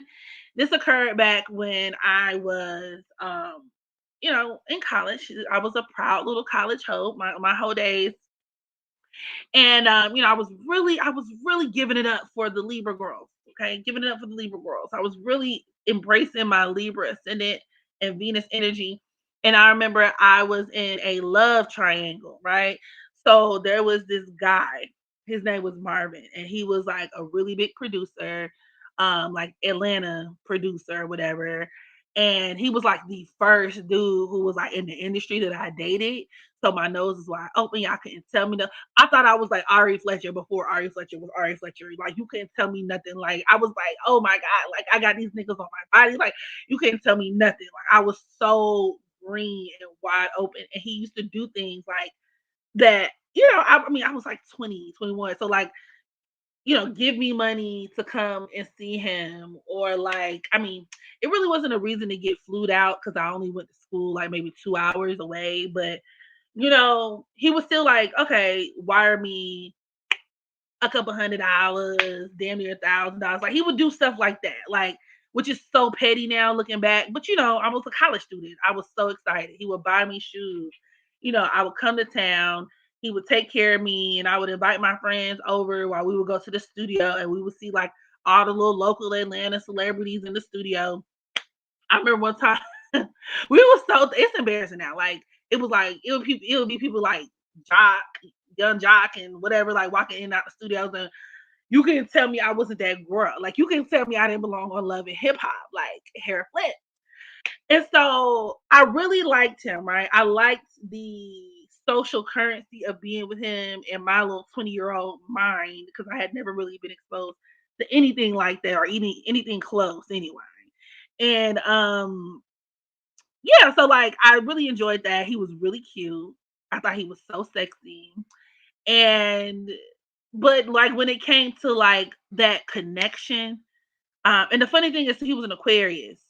Okay, when it came to that connection, when it came to like that, when it came to that like, okay, wow, like I didn't really feel like I had to rip his clothes off of him. Like I didn't feel like I needed to get sledded out every time I saw him. Like I didn't really feel like that. Like we would mess around, but I was just like, he was a producer. He wasn't around. He was a producer. He was a producer. But on the other hand, I was dealing with this other guy. Well, he was my baby's father. And, but this is like the beginning stages. And my baby's father, on the other hand, went to school with me. And I'm like, okay, well, yeah, he's now this is like my Libra mind, like calibrating. I'm like, okay, one dude stays far away, but these are the perks and benefits from being with him. Okay, but I used to think about like my baby's daddy, like before he was my baby's daddy. I was like, okay, I really like this other guy. He goes to school with me. I really like that he, like was on the football team. We all thought he was gonna like go pro, like go to the NFL. So, my little gold digging mom thinking like, but maybe I could be like a football wife or like, and I really enjoy his company. And I'm like, the nigga broke right now, but like I love to get slutted out every time I see him. Like sexually, we're really compatible. Da, da, da, da. And so I was like juggling them back and forth, like comparing them to each other. So much so to like one night, it was Valentine's Day, and I was with my daughter's father, and like we were having sex, and I called him Marvin's name, and he almost beat the shit out of me. Like it was traumatic. Like it was giving trauma vibes, like stuff like that. I would try to like weigh, like just kind of, and I guess I can see on the outside looking in, like that's very quintessential Libra activity. Like, damn, bitch, are you gonna pick one? Like, are you just gonna what's the team? And then eventually I got forced to choose because this was like back when IG was first popping, right back when we used to upload pictures of food and shit. And I had like a picture of me and my baby daddy, like, cause he had bought me some stuff for Valentine's Day, and we just took like a bunch of pictures or whatever. And so I had like some pictures of me and him. Come to find out, Marvin had some friends who I guess was following me. I didn't. I mean, I didn't even know that we knew anybody in the same social circles. But they screenshotted it, sent it to him, and Marvin was like, "Bro, who the fuck is this nigga? Like, you know what I'm saying? Like, is like, what's up? Like, are you fucking with me or are you not fucking with me? Like, I'm confused. Like, and I really had to choose. And my dumb ass chose my my dumb ass chose the nigga who went to VSU with me. I mean, it happened the way it was supposed to happen because I got my daughter out the deal. But yes, I said, well, technically it wasn't like we weren't in the throes of passion. It was like after, like after y'all done busted nut and y'all just like laying in bed, like those vibes. And like he was trying to start back up. So like y'all know what I'm talking about? Like we're laying there, I was kind of half drunk anyway. Like it was Valentine's night. Like y'all know how people give it up. Like I'm split out the henny. Like I'm kind of like out of my mind. Like I'm just like and he trying to nibble on my neck and shit. Like it's a pop tart. Like and I was like, oh Marvin, stop. Oh, and as soon as it came out of my mouth, I said shit. And he was like, bitch, what the fuck? Like he was so blown. Like he was so mad. He just started throwing shit. He was like, "Bro, ooh, like he got up and left. Like he went and slept on the couch because he was like, I'm gonna hurt you. Like I'm gonna literally hurt you if I don't move myself out of the situation." And I felt so bad. I was like, sorry. I'm so sorry. He said, "Yeah, baby daddy better than me." I wish my man would call me in it. But you know what? My theory is that I paid for that shit for the rest of our relationship because, like, y'all know my story times. Like, my relationship with him was fucking crazy. Like, the nigga cheated on me. He was a fucking serial cheater. Cheated with my best friend. Like, the nigga was just disrespectful. Like, and I have a theory because that was in the very, very beginning of our relationship. Like, we're talking first 3 months. We're talking first 3 to 6 months. And I just have a theory that like he never really fully got over that shit, but never really wanted to let me go. So he did everything that he could to disrespect me and make my life a living hell after the fact. That's my theory. That's Megan's theory. Which, is worse than the ass whooping. In my opinion. Ew, y'all is eating me up the way y'all eating me up in these comments. Y'all is eating me up. No. Damn. It's me. Your girl. I would have cheated on your ass. It was fucked up. Listen, whatever. Like, whatever. Look, it is what it is. It is what it is. I can't take it back. Listen, and we not gonna act like niggas don't be doing they thug things too. Cause I refuse to believe, even in those earlier months, that his ass was goddamn, oh, like, oh, I'm so wholesome and like, nah, nigga, like, come on, come on, like, this the same nigga that I wanted the relationship. He was trying to act like he didn't want to be in a relationship. And then I started fucking another nigga. And when I started like actually like dating the other nigga, then he came behind and wanted the relationship back. So them the type of reindeer games he used to play. So like I just like it was fucked up, but like nigga, if you didn't want to fuck with me no more, just don't fuck with me no more. Why would you fuck with me after that and then try to get back at me? Now you're no better than me. Now look at you. Look at you. You got my back, H. You got my okay, so you get the Libra vibes.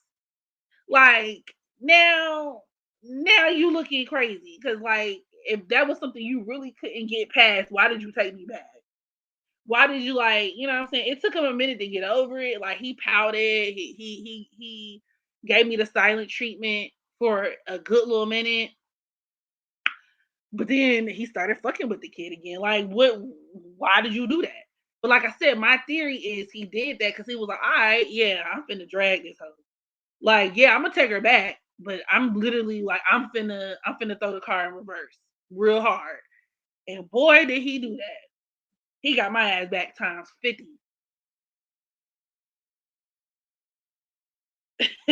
he he should have taken that name as a challenge to be someone you remember in a good way. There you go. Now she can stand in the corner. He should have left you. In case closed. There you go. You should have just left me alone, never talk to me again. And I would have been like, cool. And that was another reason why I ended up choosing him at the end when Marvin gave me that ultimatum because I was like, damn, like, you know what I'm saying? I'm thinking like I was like, such and such, like, you know what I mean? Such and such stood with me, like he still fuck with me after this and after that.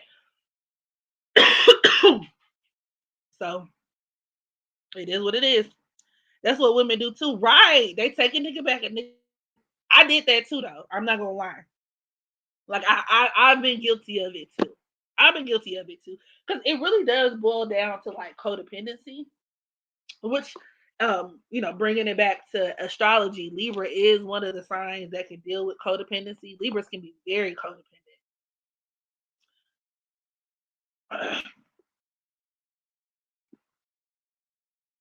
I hate an ultimatum. Yeah. No, that's ultimatums actually are manipulation tactics, really. Cause like you already have a desired outcome that you want that person to choose. Like, you know what I mean? But yeah, it was giving me ultimatum vibes. And I don't like those either. He's like, do you wanna so you fucking with me or you fucking with this nigga?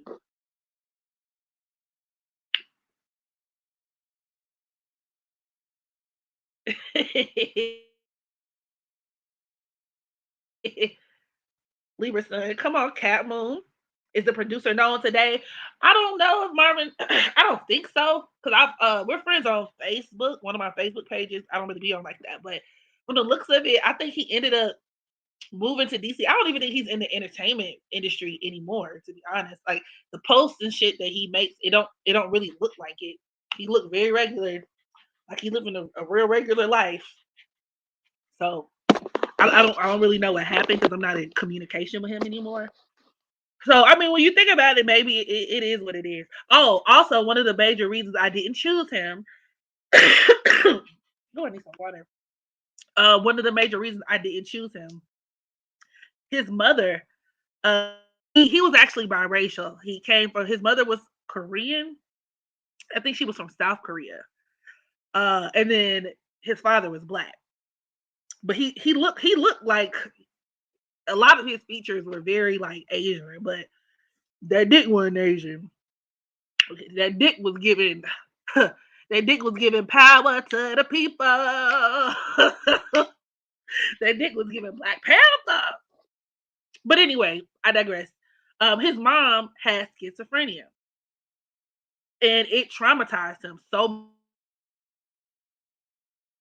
much because he had a brother, and he used to tell me stories about how his mom, like when he was little, like 7 and 6, like his mom would do crazy shit, like try to like kill him or attack him or lock him in the closet. Like he was the real deal, like traumatized. And I was scared because I was thinking about like, okay, if I keep fucking with this nigga, what if I have a baby with him? Like, that shit is hereditary. I already got mental issues like on my side of the family. So I was dead ass thinking like, what if we have a baby together and our child is fucking schizophrenic? Like, what the fuck? Like, I was thinking like real deal shit. Like, okay, you get with this man, you marry him, you be around his family. Like, do you really think my child's going to grandma's house like in that condition? Like, no.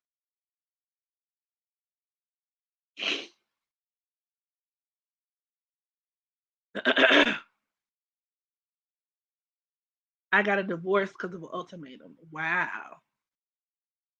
Yeah, ultimatums are they're very manipulative. I don't like them.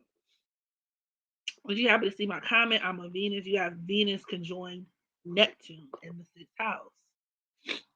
Uh, I mean, in terms of just a general synopsis of how that could play out, a lot of times these are people who could also have really big dependency issues on their partners. Now, on the positive end, excuse me, you can manifest or attract partners like who are helpmates, people who are always in positions to be able to like help you out, even take care of you, support you. And this could definitely be financial with that Venus in the mix or in other areas.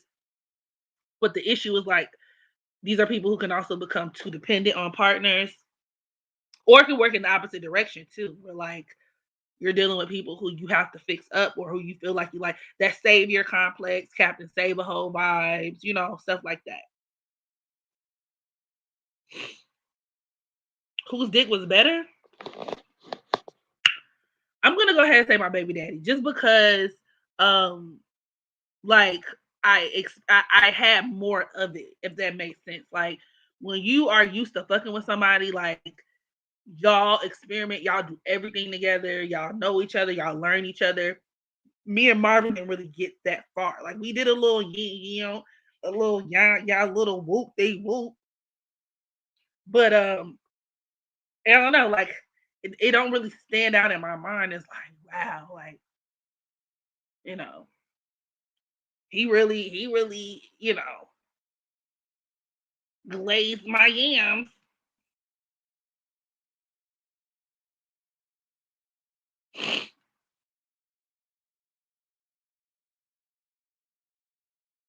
Can you speak on Venus square and Pluto in a natal chart? It's taking me so long to open up and be open to relationships. But when I did, yeah. I don't want to say don't open up, but with Venus square and Pluto, it's like it actually is really common to be skeptical to people, even in friendships. Like, because a lot of times they can attract just crazy ass experiences. It's a safety thing. Because I mean, to be 100% transparent, with Venus square and Pluto, you could attract crazy people. Like a lot of times they could attract like abusers, manipulators, psychopaths, like, killers, like real deal crazy people, like, or experiences where somebody's like jealous or like cheaters. So, yeah, like I mean, I say you're absolutely correct to be suspicious and defensive when dealing with people. You should. Yeah.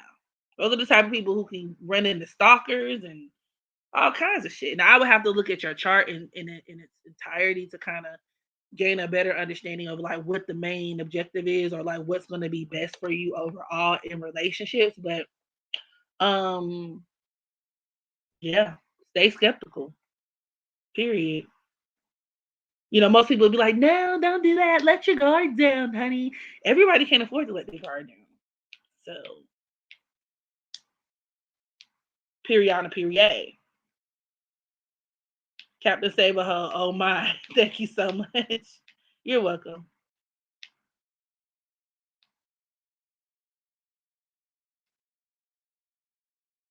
I'm a Libra, so I should be living my best damn life being a hoe or something. But that Venus square Pluto is holding me back. Yeah, yeah. I mean, even have you ever put a restraining order out on a partner or something? With that Venus in Libra? I've also seen people like who got tied up in like lawsuits and litigation and shit with that with those configurations.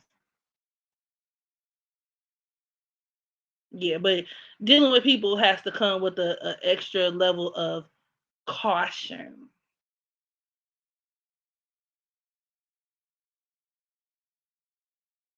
Especially with you having your Venus and or was that somebody else? Oh, that was somebody else.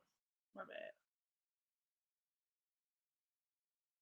I have Venus and Gemini,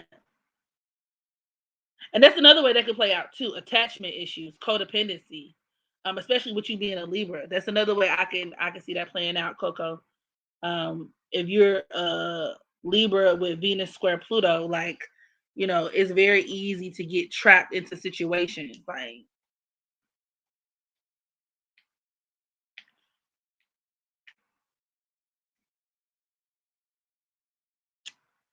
um, well, I can't indulge in Libra. And if you got Venus square Pluto, it could be really hard to get into whole life anyway, because naturally, like, you could be somebody who's really jealous, or that attachment, have that level of attachment, or you could have partners who are easily jealous or possessive. That's another way Venus square Pluto could play out. Like, yeah, I wouldn't recommend it. Wouldn't recommend it. Oh, y'all know some fiery dick aspects, Ellie. First of all, y'all know they said the baby, win, bitch, I'm the baby. They say his dick is huge.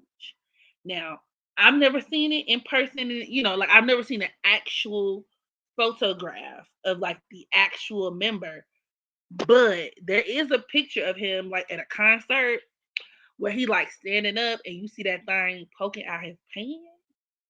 You see that thing poking out the pants. And when I looked up his chart, the baby got like Jupiter and Scorpio.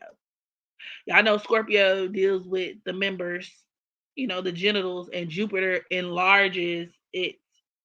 So I was just like, interesting. But in terms of like performance, I would say like somebody who's actually good in bed.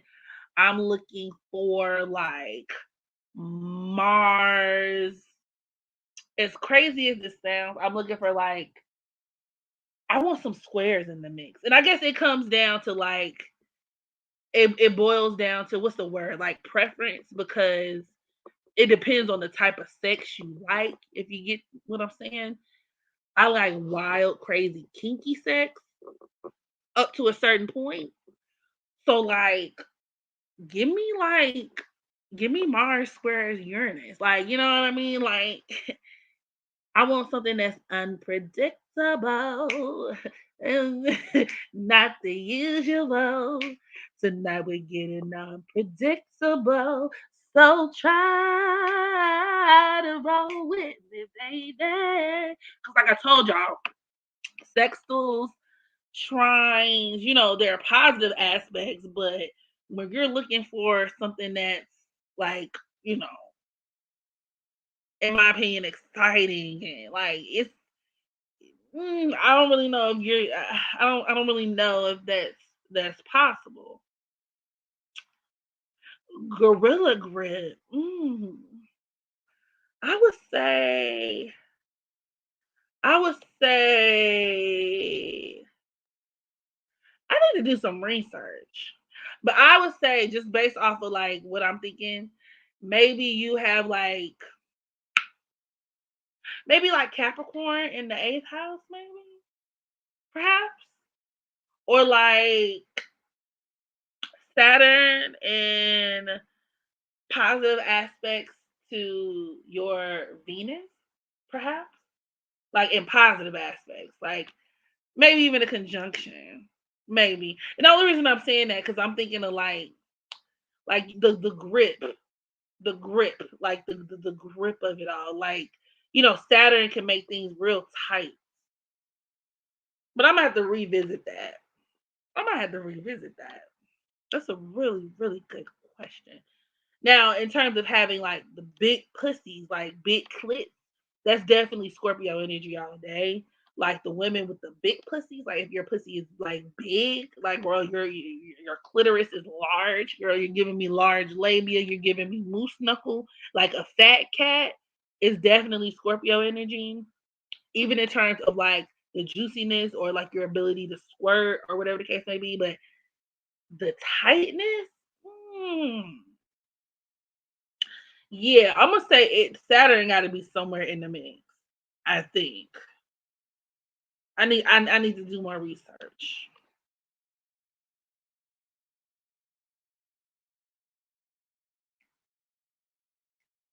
Yeah, Mars and Sag can be big dick vibes if it's not negatively, like if it's not afflicted, rather.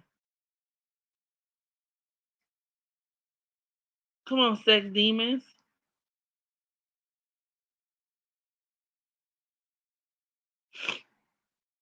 Yes, Capricorn in the eighth house sounds sexy, and like that could also, like I've been seeing a lot of guys, like specifically like when I'm scrolling on TikTok, right? Who say stuff like, man, like if that coochie ain't got no seasoning, they call it seasoning. Like when you walk around all day sweating, doing this and that and the third, and then you go have sex. Like it's dudes that'll be like, man, if my girl ever try to have a shower, go take a shower before we have sex, I feel so disrespected. And I'd be like, what? It was this one dude, I forgot how he worded it, but he said something to the effect of like after like she work a 12-hour shift, I like for her to come home and I want to spread her booty cheeks open or something like that, like and smell it.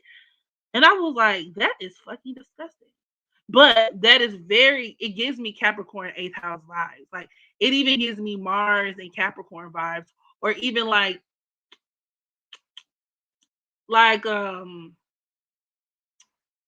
I would say Capricorn eighth house because Scorpios and Capricorns both have this thing where they like their partner's pheromones. But like Capricorn placements, especially like the men with Capricorn energy, they like that funky, like sweaty, funky, nasty, like sex. You know what I mean? Like they like funky, like they like that funky shit. And it's, I think it ties back to Capricorn being represented by like the goat. That is, it's sick if you ask me, because I'm like, she walked around all day. You know that ass stink. I don't care how clean you are. You've been walking around all day, 12 hours a day. Like working a 12-hour shift, running, farting. Like, you think her ass, that I would throw up. I don't, you need to get in the shower, baby girl. You need to go wash your ass, please. But some niggas really, really enjoy that. I like pheromones to an extent. To an extent, like because I once again I can only refer back to like the only real relationship I had as an adult, and my ex boyfriend. I really enjoyed his smell, like his natural smell, his aroma.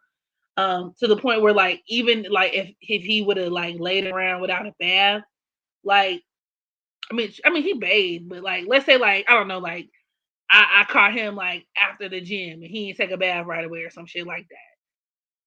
It really wouldn't bother me. Like, I could handle like must a little bit, if that makes. I can't explain it, but like certain levels of must, and maybe it was just his, kind of smelled a little sweet to me. Like it wasn't musty like on yons who's chopping up the on yon. It was like I can't explain it. It's like if you the girls who get it, they get it.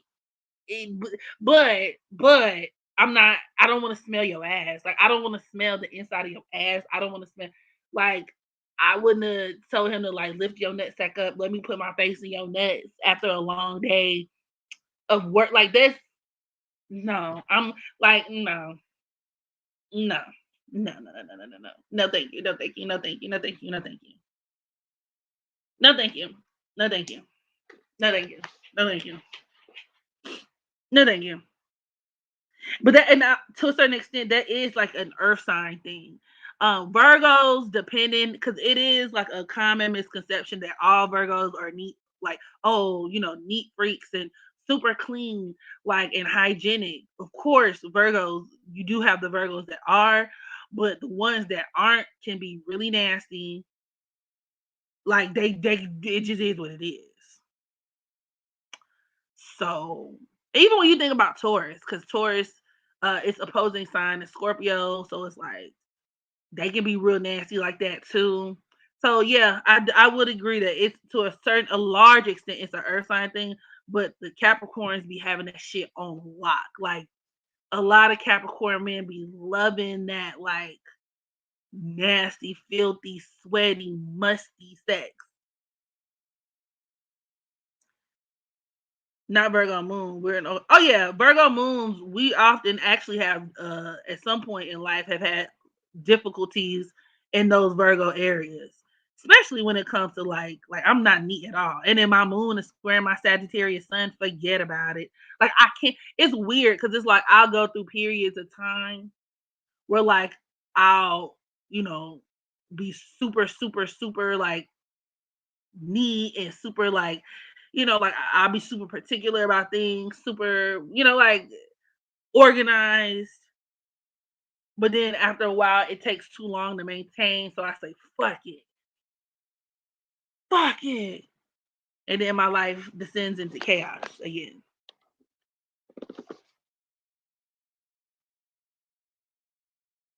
But I will say though, I do not play like when it comes to like having sex.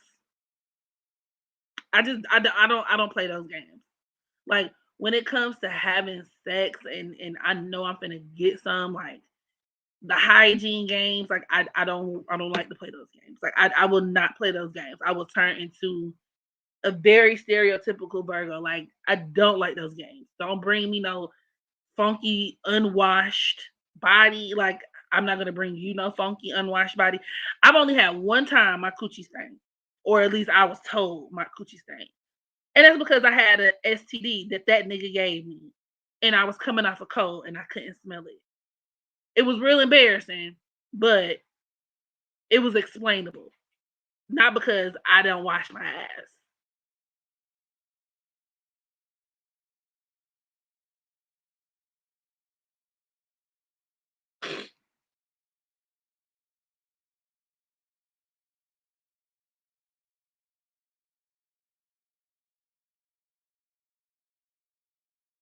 Yeah, it was really embarrassing, but I mean, he was my boyfriend at the time. And I only got that's the crazy thing. The STD, because I do have my Mars at the 29th degree of Scorpio conjoined to my sun. So like I've always been so vulnerable when it came to like STDs and shit. But the gag is because y'all know the 29th degree can deal with like third party interferences. I've only gotten STDs in full blown relationships, y'all. Like you would think, like, girl, you was out in the streets, you was running the streets, like you can run the streets with your thugs. I've been waiting for you. No, I was with a man, like a whole man, and you were in the streets, and then you went out and then brought me the nasty woman disease.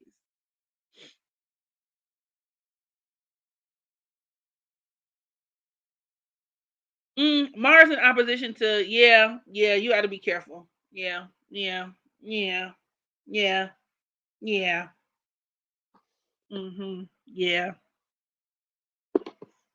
You got to be careful. What do you mean? Like in what way? Venus and Gemini. Hey, Rennie. Good night, Patricia. That's another thing. Me and my sexual partner will be going to the clinic together to get tested. We will. Yeah, we. Yep, not having sex. Facts. Please do it. I wish the younger me used to think like that. I have to kill my boyfriend over an STD. Child. I tried. Lord knows I tried. I tried to. I just know Taurus placement gives your next facts. I told y'all the dude who sang that song "Throw Baby" was a Taurus. I thought that was really interesting.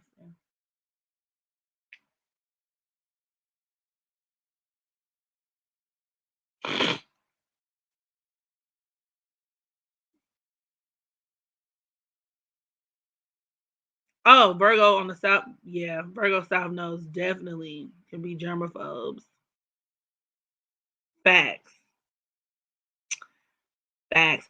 I also noticed that like Virgo placements, especially Virgo moons, this would definitely be applicable to Virgo South nodes too. But like, it's kind of hard for me to enjoy sex to the fullest because like in order to like really enjoy yourself and orgasm and all that good stuff, like you have to be in the moment, you know.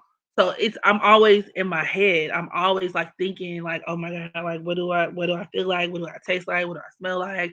Oh, is this right? On top of Virgos also being natural pleasers, like we want to service other, we're the givers.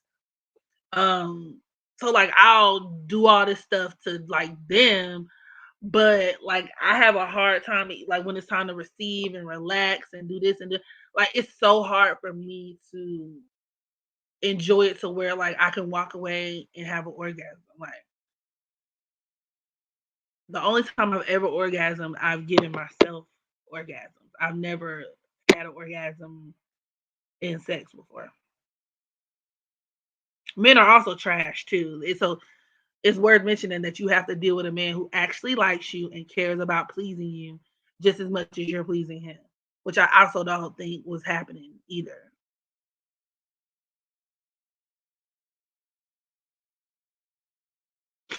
STD aspects, Venus and Scorpio, Venus or even Mars, and negative aspects to Pluto, the Sun. Um, I would say like even Scorpio suns or Scorpio Mars placements.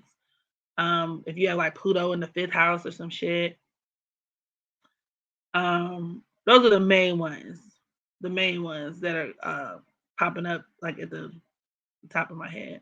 Like I said, if you have Scorpio Mars in conjunction to the Sun or something, your Scorpio Mars conjoined to Venus.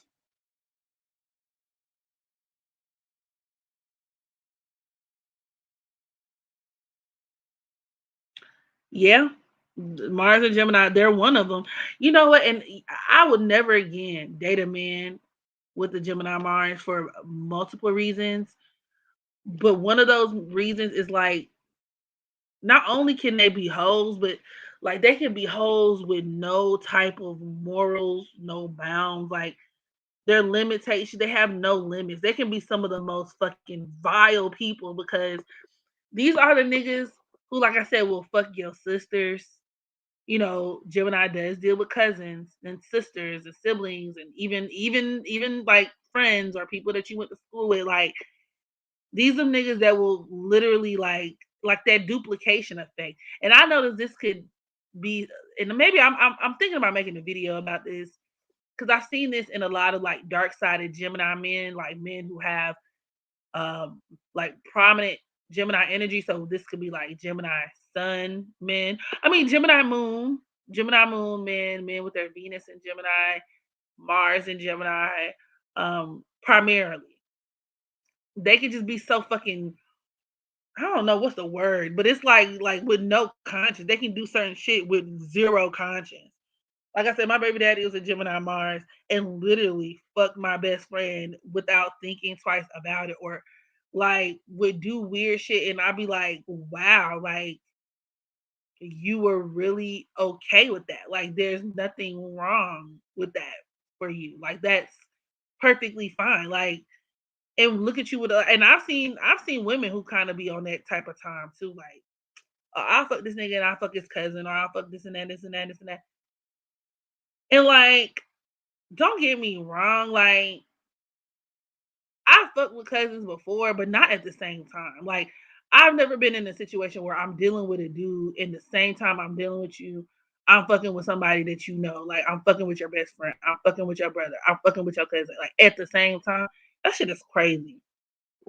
And that's another thing too, tying it back to this Portia Williams situation. Um, I do believe I mean not Simon. Dennis fucked her cousin, like they were saying that girl Storm because of her Gemini Mars. A lot of Gemini Mars women can attract men who do shit like that. Like Gemini Mars men could be the types to do shit like that, but the women, if you have your Mars in Gemini, can very well attract men who are so fucking indiscriminative. Like when it comes to where they put they dick, like they really don't discriminate. Like it that shit can. it could be like a what you call it, like a conflict of interest. Like they just don't care. If you're a woman with your Mars and Gemini, please keep your man from around your family.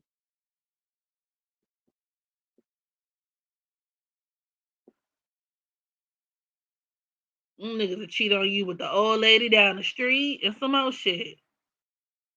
Yeah, Mars and Gemini could also deal with sexual fluidity as well, bi curiosity, but also a lot of shit like group sex. Like my baby daddy used to do like run trains on girls. Like him and his friend used to hit a girl. Like which I mean you could argue is kind of blurring the lines between like fluidity. Like it's a bunch of niggas. What y'all did is a bunch of dicks in the room and one coochie. But all right.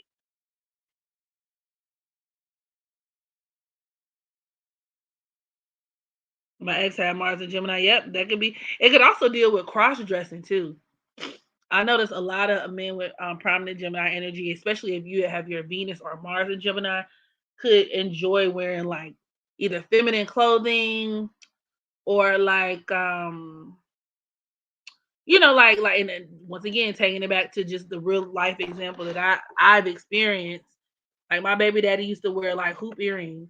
Not necessarily like them big hoop earrings, but y'all know like them little like they be like little hoops. And you be like, all right, nigga. Like or Gunna. I don't know if y'all know the rapper Gunna. He from Atlanta. Let me pull up his chart because I was just looking at his chart the other day, and he had some of that Gemini shit going on, and I was like, yeah. And I wanted to make a point.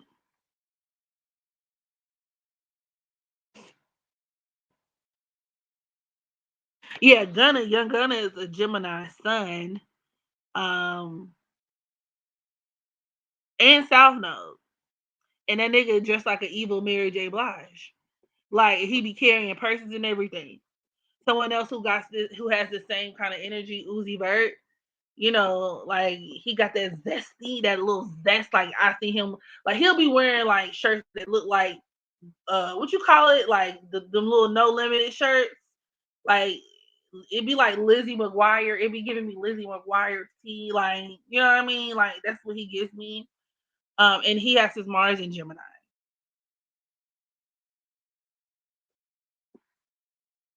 Even think about shit, Andre 3000, Three Stacks. You know what I'm saying? He would wear dresses or like, he would experiment with his fashion in a way that could be kind of like gender bending ish. A lot of Gemini men be doing that shit.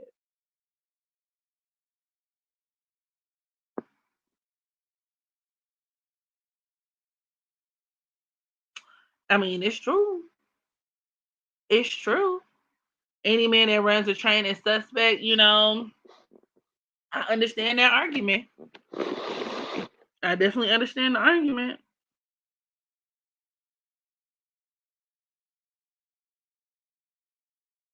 You say your man got your Gemini, his son and Venus and Gemini. Yeah, hell yeah, you need to be on the lookout. Now, for men or women, I don't know. It should be both. Your ass need to look both ways. Because even if he ain't gay, he could definitely be cheating. So yeah, be on the lookout. Be on the lookout, all right.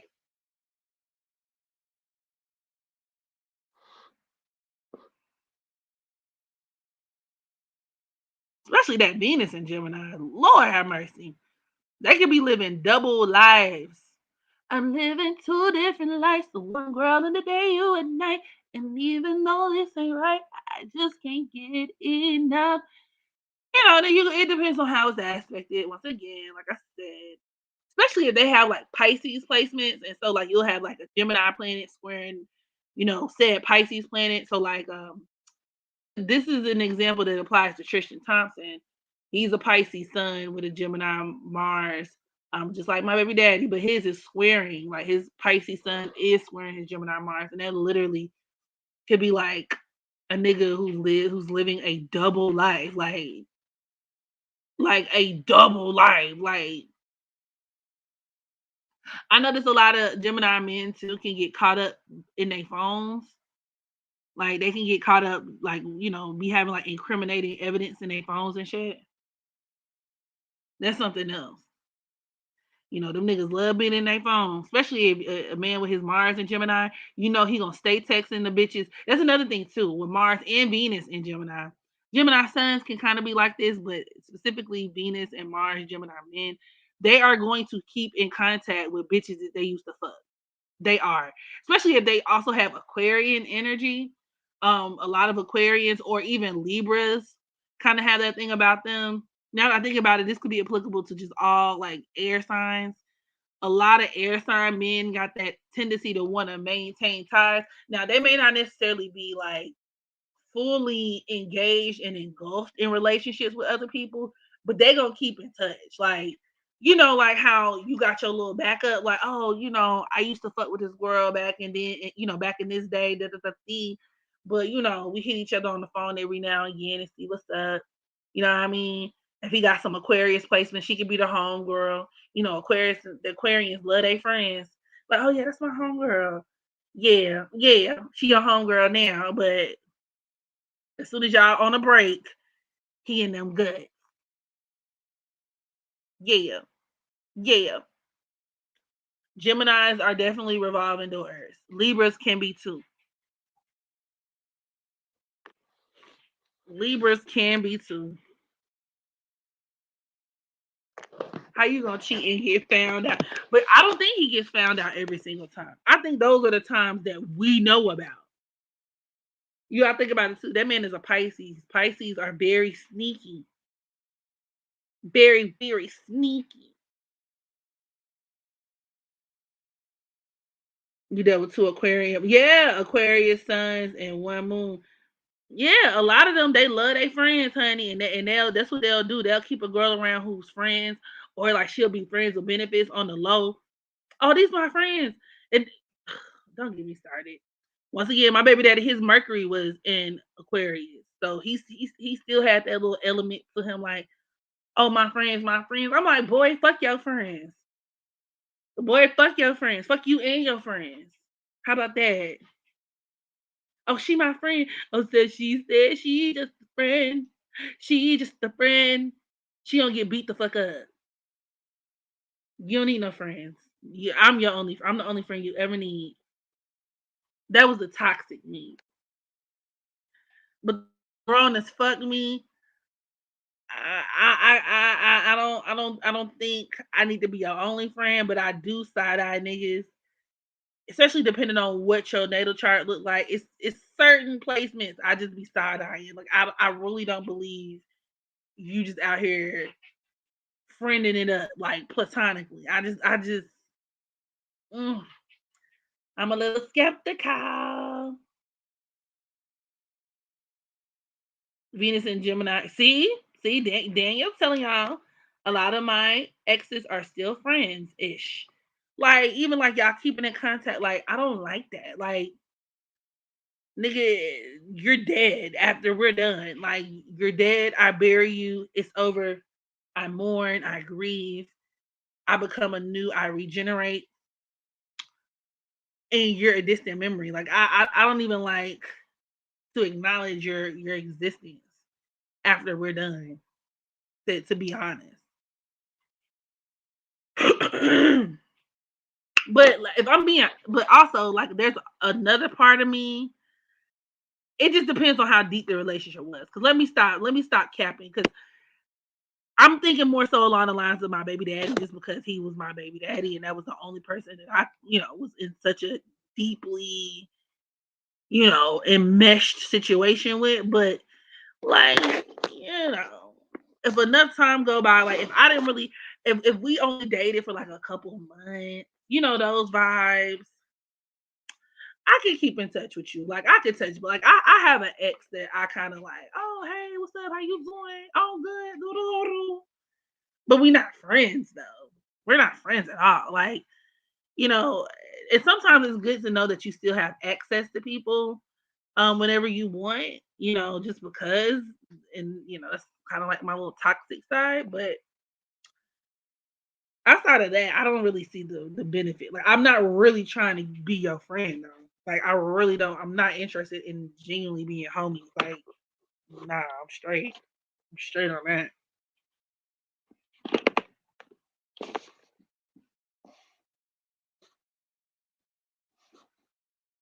Super and Aquarius sun. Yep, love her friends and be having the most friendship drama. Look at Meg the Stallion. Aquarius sun, Leo moon. That opposition is a hoe because they stay in some friendship drama, and a lot of times they are the problem, especially with that Leo moon. They be on that bossy mean girl shit. They be having conflicts of interest with friends and they friendship groups. It just be bullshit. Like once again, them Aquarius social experiments. Like, oh, I'm gonna pit this friend against this other friend. Like, especially if they're an Aquarius sun with the Leo moon, bitch, you're a fucking problem. Them the type of bitches, them Aquarius sun, Leo moon bitches, they want to be the queen bee in their friendship groups, and they're gonna rearrange the hierarchies within the group like to their suiting and their liking. And if you don't get the program, you kicked out. That's why I said I don't like Meg. Like the more I got to learn about Meg the Stallion natal chart and just see how she operates, I'm like, ew, this bitch is garbage. I like her music, but she seemed like a garbage person. Very fake.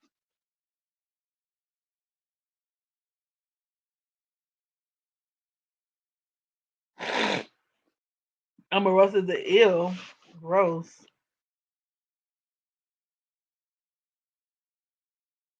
Leo, I'm specifically speaking to the Leo moon in opposition to the Aquarius sun. I'm speaking to a specific aspect, not necessarily all Leo moons. Although Leo moons in general can be very bossy, but I'm specifically speaking to that opposition. The Leo moon squash their friends. I had a Leo moon friend, and she would do low. Telling you, and it's that competitive nature too. A lot of men, I mean, a lot of women with their moon in Leo feel the need to compete with other women. So there's that. Or to be fair, they can find themselves in situations where other people are like competing with them. Or even men. A lot of Leo moon women are masculine as hell. Even if you take it back to the Meg the Stallion and Super Scent thing, like them bitches is grown ass men, low key. Like they're niggas.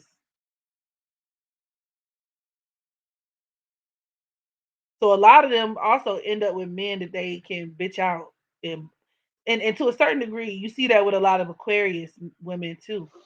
Aquarius can operate on that same kind of frequency, that wavelength. You're not gonna see no Aquarius woman with a nigga who dominate her. That just don't work like that. Aquarius is gonna do what the fuck they want to do. Hey Geneva, Gillette. I said Gillette. Jessica Hilarious is an Aquarius sun, Leo moon. She another one. She messy too. Y'all remember that it was a story about like somebody had recorded her talking shit about one of her friends or something like that. Somebody she was cool with. Why you think she be saying this is Jess with the mess? That's her favorite little character. Jess with the mess. Bitch, your ass love drama. Leo Moon. Yeah, Megan fucked Tori while he was fucking with her bestie. That's a perfect illustration of that Aquarius sun in opposition to her Leo moon. Like that's what I'm talking about. She probably was secretly competing with Chelsea. Like, oh, she pulled him, bitch. I could do that. She probably didn't even want Tori like that. It was just like I could fuck him.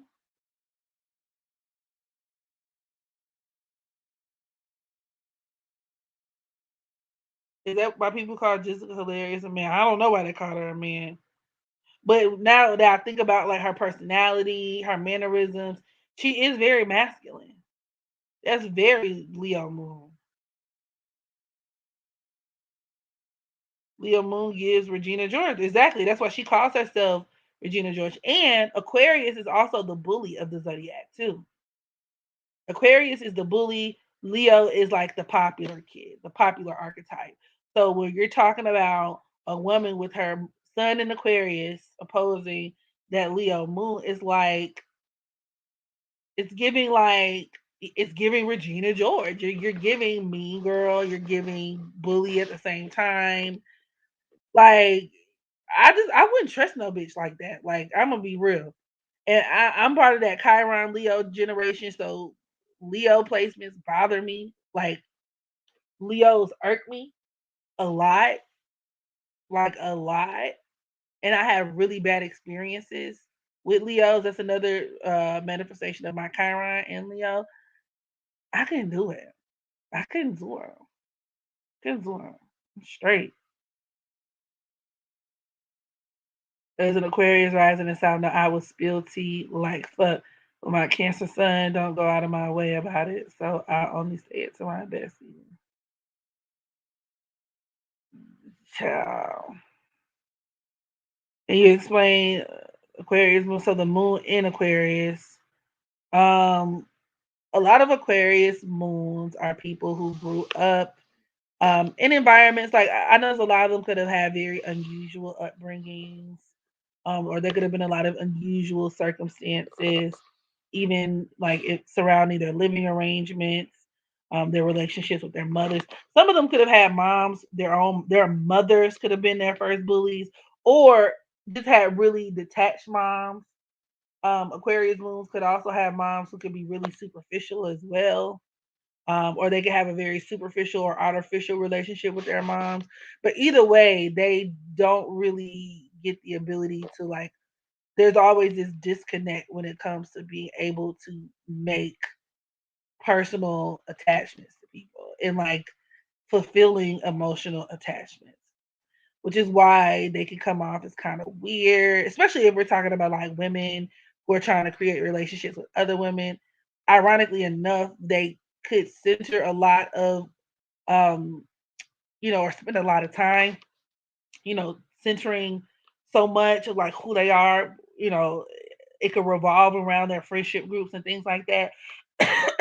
But a lot of times they'll have a difficult time maintaining those attachments or keeping those attachments, if that makes sense.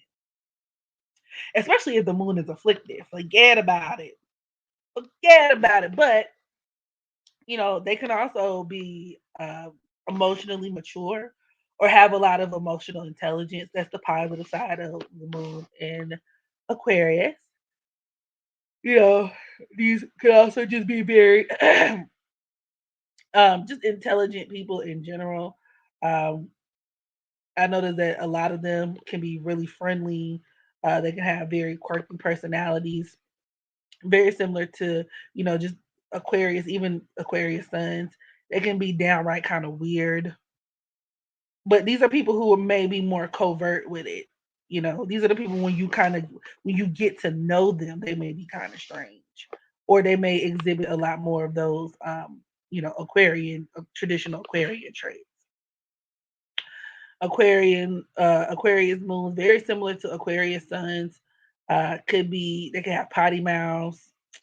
But like I said, these are people who may be more covert with it. So maybe, behind closed doors, that could be kind of how they get down.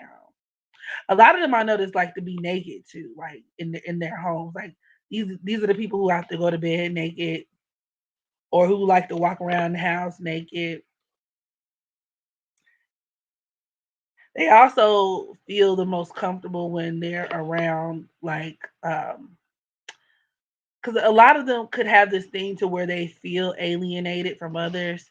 So, you know, one way to make them feel really comfortable is like surrounding when they surround themselves by people who are just as weird or if not weirder than themselves. I noticed that tends to be like their group, their tribe. Same thing with like a person with their Venus in Aquarius as well. You could also have like a lot of digestive issues with your moon in Aquarius. You said my friend is a Leo Sun Aquarius moon, very pretty but very odd, very very odd, very strange. Mars and Jupiter in Aquarius. I will not go along with any man trying to rule over me. The minute you tell me what to do in a controller way, come on now. That sounds about right. I believe in karma and it will hit you later than real quick. Hmm. Leo strongly believe they are the main character. They do. Your mom had an Aquarius when her mother was awful. I could tell it affected her. How does Aquarius, Venus, and Mars apply to this?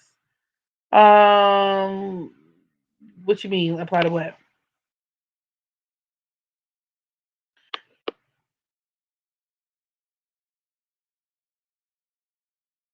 Mercury in Aquarius in conjunction to Neptune, very weird. Yeah, and probably misunderstood too. And a lot of times it's like the way that they is based on how you communicate with other people. Like those are people who can explain things weird or they just like when they open their mouths to speak, you be like, something off with them. Something is kind of off.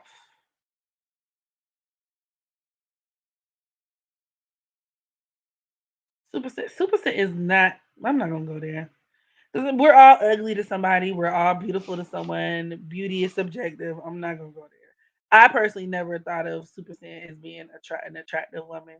Her body looks good now that she got it done, but that's about it.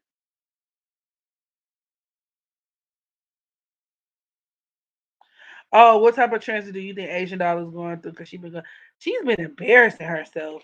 I don't know, guys. She's been embarrassing herself, claiming people who don't claim her. Like it's been a rough road. It's been a rocky road for the doll. How does Aquarius, Venus, and Mars energy manifest? You mean just like in general? So like having Venus or Mars in Aquarius in general.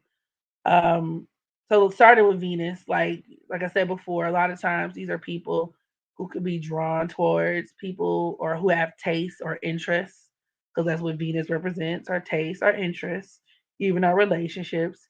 That could be very peculiar, very eclectic, or like I said, in some cases, just downright weird. Right? Aquarius is the sign of experimentation. So even when we talk about Venus and Mars and Aquarius, these are people who like to experiment in that area of their lives, even when it comes to their sexuality. This is another reason why Venus and Mars and Aries is one of the biggest, indicators of homosexuality or same-sex attraction, especially if you have like your Venus is conjoined to Mars. I noticed that these are people who can be kind of catty, um, and men and women. But there's like a tendency to be catty, specifically with women that is, but or even just amongst friends too. So very similar to your Aquarius sun, friendships matter to these people, but with especially your Mars in Aquarius, they can make friends really quickly, but the issue is keeping those friendships. They could be friends with people or certain groups of people where it could be, like I said, a conflict of interest, or sometimes these are people who can come off as fake. Um, Now, the good news is, especially with Venus and Mars and Aquarius, is that they can benefit from a lot of their relationships with people, especially financially. This is like a person who, you got a friend that'll put you on at a certain job, maybe making friends in the workplace. Aquarius is a sign of convenience. So with Venus and Mars and Aquarius, a lot of, your lifestyle and your network kind of sets you up for that level of convenience. Getting perks, getting hookups over here. Even, you know, in your dating life, like maybe dating a guy who's always willing to kind of hook you up with this and that and the third. But the drawback is, like I said, the entitlement. I heard Venus and Aquarius people can attract partners online through the online dating is also another common manifestation of Venus and Mars in Aquarius. Yes, it is.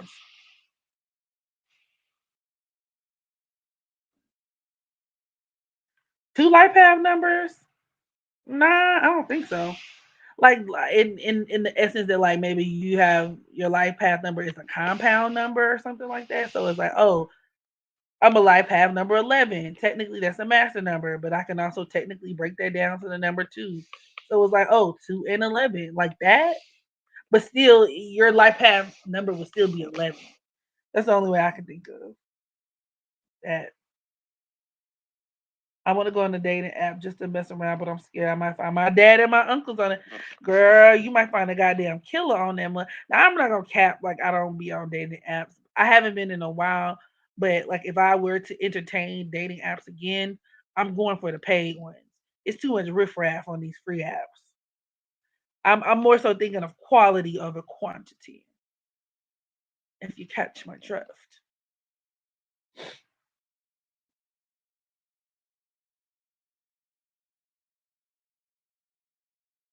My boyfriend has his Mars and North Node in Aquarius. Facts. Facts. I can only imagine. And that's like that them karmically induced issues with friends. Like, you ain't got no choice but to go through shit like that. Like, and it's actually technically a part of his life's mission because he's supposed to place a lot of his emphasis and a lot of his focus on his friendships in his lifetime. But unfortunately, it can come with a lot of bullshit, especially as a Leo South Node. Like, it's just drama. Like, having his Mars in opposition to that Leo South Node, that's literally like friendship drama, like jealousy, cattiness, people competing with one another. Though, get the key, God, what's up with the key? Like, it's too much. It's too much.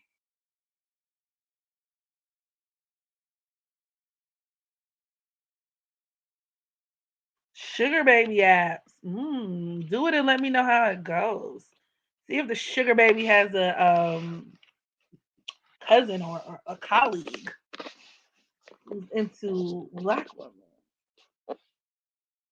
Yeah, pay for the data app because it's just so much. It's so much riffraff. It's just so much. There's so many crazy people. Not to say that there aren't crazy people who pay for dating apps, but any situation where you can kind of weed people out and increase the odds being in your favor, the better.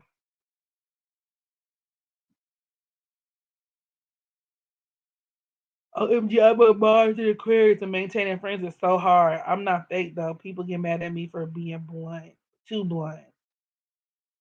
Yeah, I have my Saturn in Aquarius, and I'm telling y'all, it's it's um it's hard. Like, you know what I mean.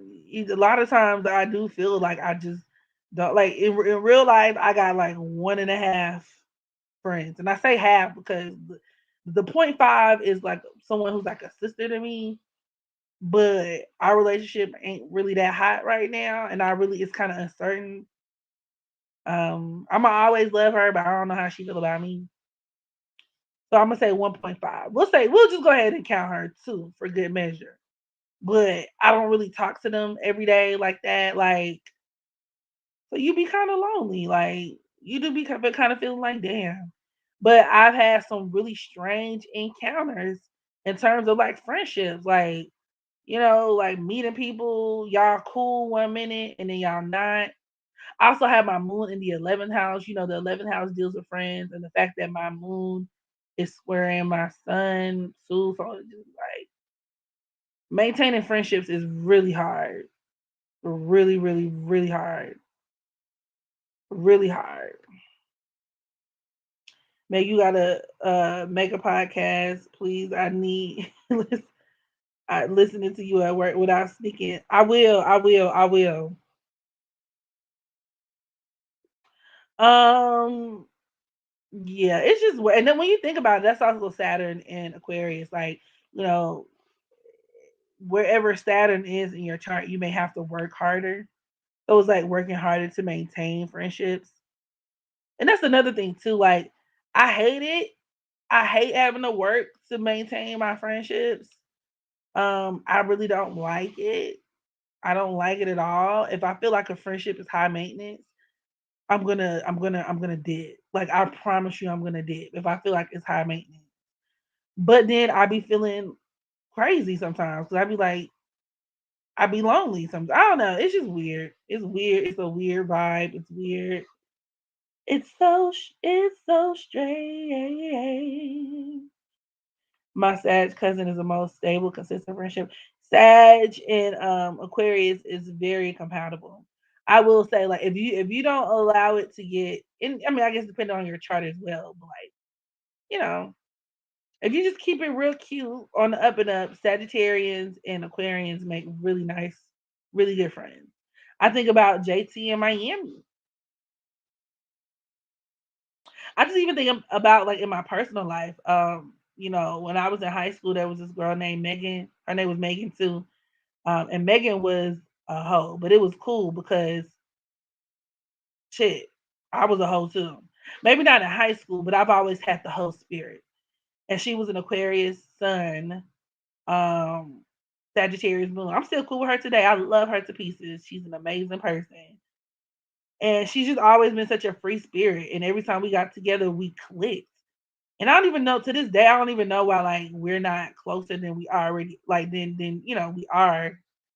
But we spent like a good little like a few years really, really kicking it and vibing. Like, girl, where the niggas at? Girl, I don't know where the niggas like, girl. We used to have so much fun. She was an Aquarius. Like my road like she was so I love that girl. If you ever listen to this, hey Meg.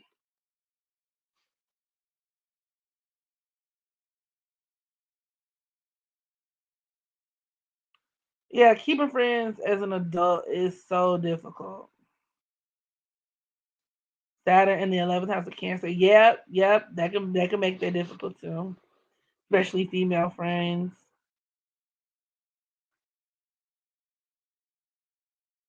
Saturn in Gemini oftentimes produces issues with like I noticed like learning.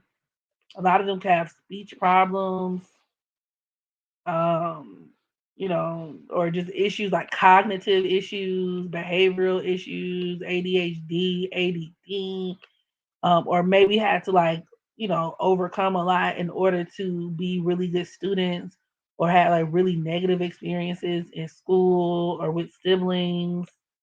You can have a lot of karma with your vehicles and shit. And you said it's in the for Glam Diva. You said yours is in the eighth house. So yeah, definitely.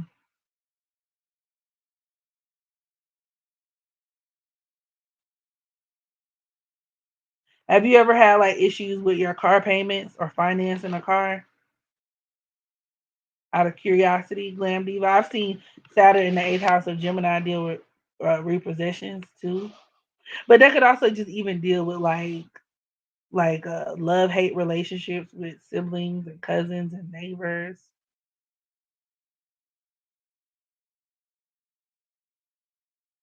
Brittany has an Aquarius moon and she's loca. She's really weird. Y'all heard that video or watched that video where she was singing and she was ah, she was like screaming. I was like, wow, what is you doing?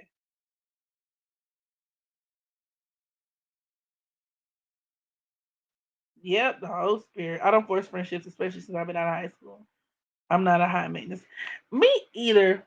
But I will admit my son, the fact that my son is squaring my moon, and this is the case with a lot of people with their sun in negative aspects of the moon. Maintaining relationships with people can be hard because like we can like push people away or you require a part of you requires A, but the other part of you requires B, and you don't really know. It's just really hard to have feel like you have your needs fully met in relationships, if that makes sense. Like, as the Sagittarius in me is very low maintenance, very laid back, very chill. Like I need my space. I don't really want to talk to you that much. But sometimes, like if my Virgo moon is activated, especially with me being a Cancer South node, I may feel like, damn, I might want some more reassurance.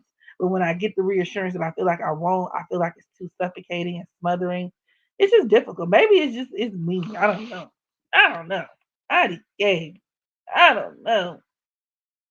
So I just take things for what it is. You love doing whole shit with your Leo bestie. I love that for you. You're doing amazing, sweetie.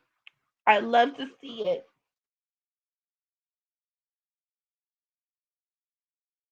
Nothing unites women more than doing whole shit together. It's a beautiful experience. You know what I mean? Hoeing is something that I don't take lightly.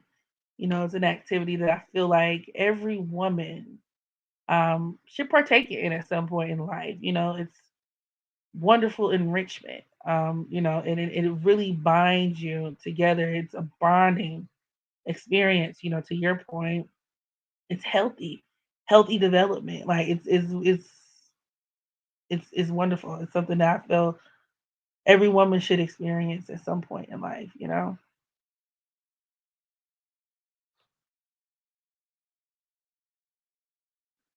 Like that's like, it's great. I think about the times I did host shit with my friends. Um, you just it's the feeling of like, wow, I'm being a hoe, but then you look to your left and you look to your right and you're like, but I'm not alone. I'm not alone in this. I love it. I love it. I love that for you. I love that for me. What counts as hoeing? Like, I'm being kind of tongue in cheek, but that's the thing too that I don't like when the fact that we have subscribed to hoe culture as a society because it's very subjective. If you ask me what hoe culture is versus like 10 other people, you're gonna get 10 different answers because a hoe is something different to everybody that you ask. But I'll say this: like doing things and embracing your sexuality, going on sexapades, and just engaging in activity that society would typically look at women like unfavorably for. You get what I'm saying? So if it's something that a nigga on a Red Pill podcast is gonna bash you for, it's probably hoe activity. And I say do it. Like I say do it, engage in it, engage in it, do it. Like for example, ooh, am I giving too much of my? I give y'all way too much of my business. I might want to keep that one in the vault.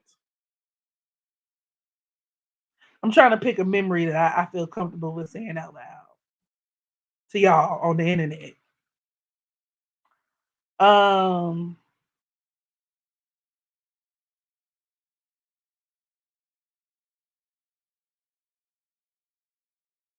Damn, never mind. What Venus placement gives you that old school Venus and Capricorn for sure, or like Venus, in positive aspects to Saturn.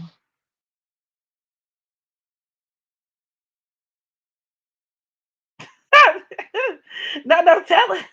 Give us your business. We not family. We are family, like a giant tree. Y'all just know. Possibly Venus in the 10th, depending on how it's aspected. I'll say one experience was like I kind of participated in the orgy. I don't know if it's. I mean, I don't know how many people needs to be involved technically for it to be considered an orgy, but like group sex teams. Like so, okay, story time. So this was back. When was this? This was another college. All my whole days are really. That was peak whole season right there. It was college for me. But let's say I don't know. Maybe this was like my freshman year, like the summer going to my sophomore year or whatever. And I had a friend. This was the Leo friend who scarred me for life. But at this time, we was doing good because we wasn't going to the same school. So me and her was linking up just on the fly whenever I was home because she went to Howard DC, Howard University in DC. I went to BSU, so we just kind of did our thing, came back home because we lived near each other, and we would just hang out or whatever. Oh, let me put my headphones on for this one. So, okay, basically, there was this guy that I was friends with, right? Let's call him. I mean, I'm not really famous like that. So I mean, I'm not famous on the internet, but I don't want this to come back about me and ask fuck it. I'm gonna use name. His name was Sherrod. Okay, I love me some Sherrod. Sherrod was my nigga. Like we went to high school together. We had classes, but me and him actually like we. it's not like we was, I don't know, we was just friends. Like he took me to get my first tattoo. Sherrod lived on the east side. He lived in East Atlanta. And he used to take me to the hood with him all the time to the trap. Like, y'all know I love my little hood niggas, my little hood friends. Like, we be on old Nat with it. Cause he stayed on Washington Road. But anyway, I'm getting beside the point. The point is, the nigga basically had the house to himself. I guess he lived with his mom, but his mom was never really home. So like, he would we be on Washington Road with it, like in his little, at the crib. He literally did whatever the fuck he wanted to do, like whatever he wanted to do. We'd be at the house smoking, drinking, whoopty whoopty whoop. And so he had like a friend, because one day we just, he picked me up. We went on an adventure. I think this was maybe the same day I got my tattoo, but anyway, we went on an adventure. We was out all day. Went to his house, drinking, smoking, whatever. So he was like, "Hey, my partner Eric want me to pull up on him." He was like, cause I'm thinking like Eric, that sounds familiar. Come to find out, Eric went to school with us, but Eric and Sherrod was older than me. So like, let's say if I'm 19, they were like 22, 23. He was like, "Yeah, yeah, like he said he remember you, that you can pull up, like, he don't mind if you come with me." So I'm like, "All right." So I get there, and I would never forget, Eric was fine as fuck. And I'm like, damn, I remember Eric. Like, Eric was tall, he was chocolate. Uh, he was a major hoe. Gemini Sun, Sagittarius Moon. He was a thotty, Sodomist prime. But I remember him. Oh, he had these beautiful white teeth. And he was just so sexy. Oh, he was such a hood Atlanta nigga. And he talk like goddamn, like, what I'm saying, like, what up, love? And like, we was just chilling. Like, I don't even remember what we was talking about, but we smoked some more, he was chilling, whatever. And they started talking about like, nigga talk, like, oh, where the bitches at, this and that and the third. And I'm used to being like the only female in like certain friendship groups, like with guys sometimes, or like dealing with a lot of guys, and I'm the only girl. So like, they'll hit you with the like, where your friends at. Mind you, Saturn and Aquarius, I really don't have that many friends. Like, one of my friends that lived, she was out of town. The other one, just not, she not really on that time type of time. So I'm like, yeah, she wouldn't fuck with y'all. So I think of the Leo friend. I'm like, well, I got a friend, but like it's only one girl that I know who really on that type of time. Cause when I say she was another one. She used to hoe it up all the time. And so like, I'm like, she the only one who I can think that's gonna come, and they gonna, you see what I'm saying? Like they're gonna fuck with her and she's gonna fuck with them. So I was like, all right, cool. And knowing how my Leo friend was, like, I'm like, she been fucked around and fucked both of these niggas. So I don't know. I just was like, all right, whatever. So I called. I was like, hey, Leo, girl, like, come on, girl, like, we got drinks, we got this, we got that. I set it up. She came over, and at this time, like, it's like dark outside. So we're at Eric's house, but like in his base, he got like a big ass basement, and like, once again, we just talking whatever random shit. And then out of nowhere, it's like I looked down at my phone and I looked up, and when I looked up, it was porn on the TV. So these niggas is already letting us know what time it is. That's the nigga you put in your mental fuck book with a smiley face. Facts. But like when I looked up, it was porn on the television. Like, and it was real weird because I ain't never watched porn with a group of people before. Like having somebody sit next to me and we just watching porn. Like, okay, y'all. Like, but I already knew what time it was. Like, these niggas is really trying to set them. And the thing I was kind of curious about, because I'm like, if I'm gonna do anything, I'm gonna do it with Eric. Like, I don't want Sherrod like that. And so I'm just like, I don't know. It was just weird. And so next thing you know, the Leo friend was like talking about like how the tricks she could do with her mouth and her tongue. Y'all know how y'all Leos do, honey. They like to show out, honey. So, oh, I could do this with my mouth, and I could do it. I could do that. I could do that. So my friend Sherrod was like, show me. Shit, show me. So she starts topping him up, like giving him that Gawkulator 3000, good head and lap, like. You know what I'm saying? The nigga pulled out a phone, he recording her and everything. I'm like, oh shit. So Eric look at me like, shit, and he talking about shit, my god, like, you know what I'm saying? Like, I'm like, ah, shit, I already know what time it is. But he was fine, so I kind of didn't. It didn't matter to me. So, I put my pennies to the side, let them. I really ain't put my. I really just like busted wide open. Like that's just really what happened. Like I busted open and we hunched, and that was that. So and Miss Leo and Sherrod was doing their little thing right there, and me and Eric was doing our little thing over there, and it was just like, and I was thinking in the back of my mind, like if Sherrod tried to come over here and fuck me, the swiftness in which like my coochie gonna dry up, because he was literally my friend, like that's my friend. Like I had tried to suck his dick once in the past, and I almost threw up. Like I just was repulsed. Like I didn't want him like that. But luckily that didn't happen. He knew his place. You know what I'm saying? Me and Eric was busting it down. And that's just what it was. And it's so sad because I really don't remember it. Like I don't remember the quality. I could just assume, I guess I assume it was good, but I don't remember the quality. Like I was that drunk. And like maybe a few years ago, let's say it really wasn't that long ago, maybe like last year, it more so like the year before last, Eric like reached out to me, like trying to get in contact with me again. And I remember we talked like very briefly, like, like on the phone, like we FaceTime and stuff. And he was like, yeah, like, when I gave you that dick, that first time, this and that, like, I'm gonna do you like, yeah, you love that. I'm like, nigga, I don't remember that. I'm gonna just keep it a bean. Like, I mean, I remember the situation. I don't remember the D. I don't remember the D. But my point is, it was whole activities. So like, the rules. Even Meg the Stallion told you what she say. Wait, what she say? What did she say, y'all?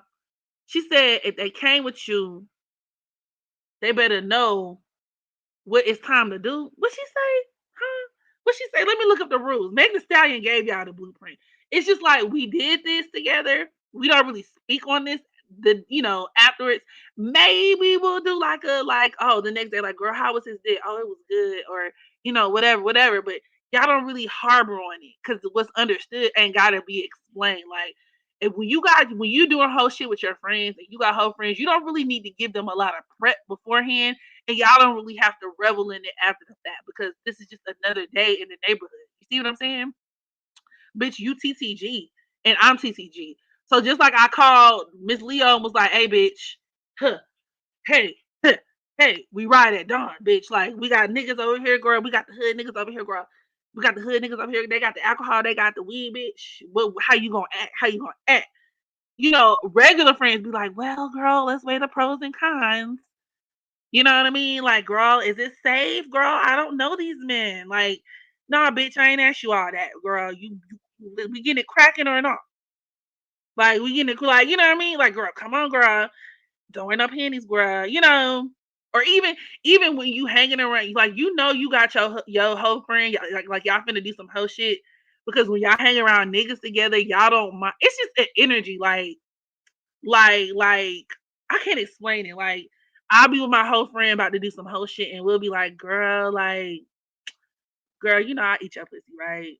Yeah, girl, like we be trapping niggas with the knowing damn well, even if I don't like the girl like that, but I just be like, girl, like we be setting niggas up for the kill and conquering together, but it's a unified front, if that makes sense. Like it's hard to explain, but it's whole shit, and you know it when you see it, you know it when you feel it. Like it's just whole shit. And then when y'all are done, y'all just grin and laugh, and then y'all move on with y'all lives. Like it's beautiful, it's wonderful, it's it's it's whole shit. Like it's liberating. Like I said, everybody don't have to partake. Every do whatever's comfortable for you, but it was fun. Right. They got the Hennessy. They got the Hennessy. See, not even they got the alcohol, we got the weed. No, like we used to look for niggas who had the alcohol and the weed. You feel me? Y'all got the alcohol and y'all got the weed. I mean, we got our own shit, so we not thirsty or desperate, but if you got, especially if you dealing with niggas with money, or like at the time, like we would deal with niggas who was older than us. Hell yeah, like nigga, we're gonna have a good time on you, nigga. That's another way that you finna get into some whole shit with your friends. Like when I was younger, whenever we would set up plays with older niggas, off rip, it's whole shit. It's whole shit because you already know the dynamics, like the power dynamics. Like we're young, like I didn't even have a car at the time. You see what I'm saying? So like you're dealing with niggas who are older than you. More than likely, the niggas got jobs. More than likely, or you dealing with like some D boys with some money, but at least they got a little pocket change. They got the money. They paying for food. They paying for drinks. They paying for the. I'm gonna bring the pussy. That's what I'm bringing. I'm bringing the pussy in the throat and the ass. That's what we bringing. Y'all bring the money and the funds and the alcohol and the food and the. I'm gonna bring the mouth and the booty in pristine condition. That's what I'm gonna bring.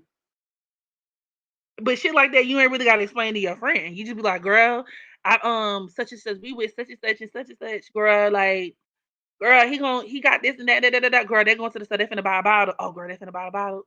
Oh, okay. Where he at? Or where y'all at? Oh, yeah, we at such and such. Da, da, da. Okay, girl, I'm on my way. Or like, oh, send me a picture. Send me a picture. What he look like? What his friend look like? Send a picture. Okay, girl, I'm coming. It's handled.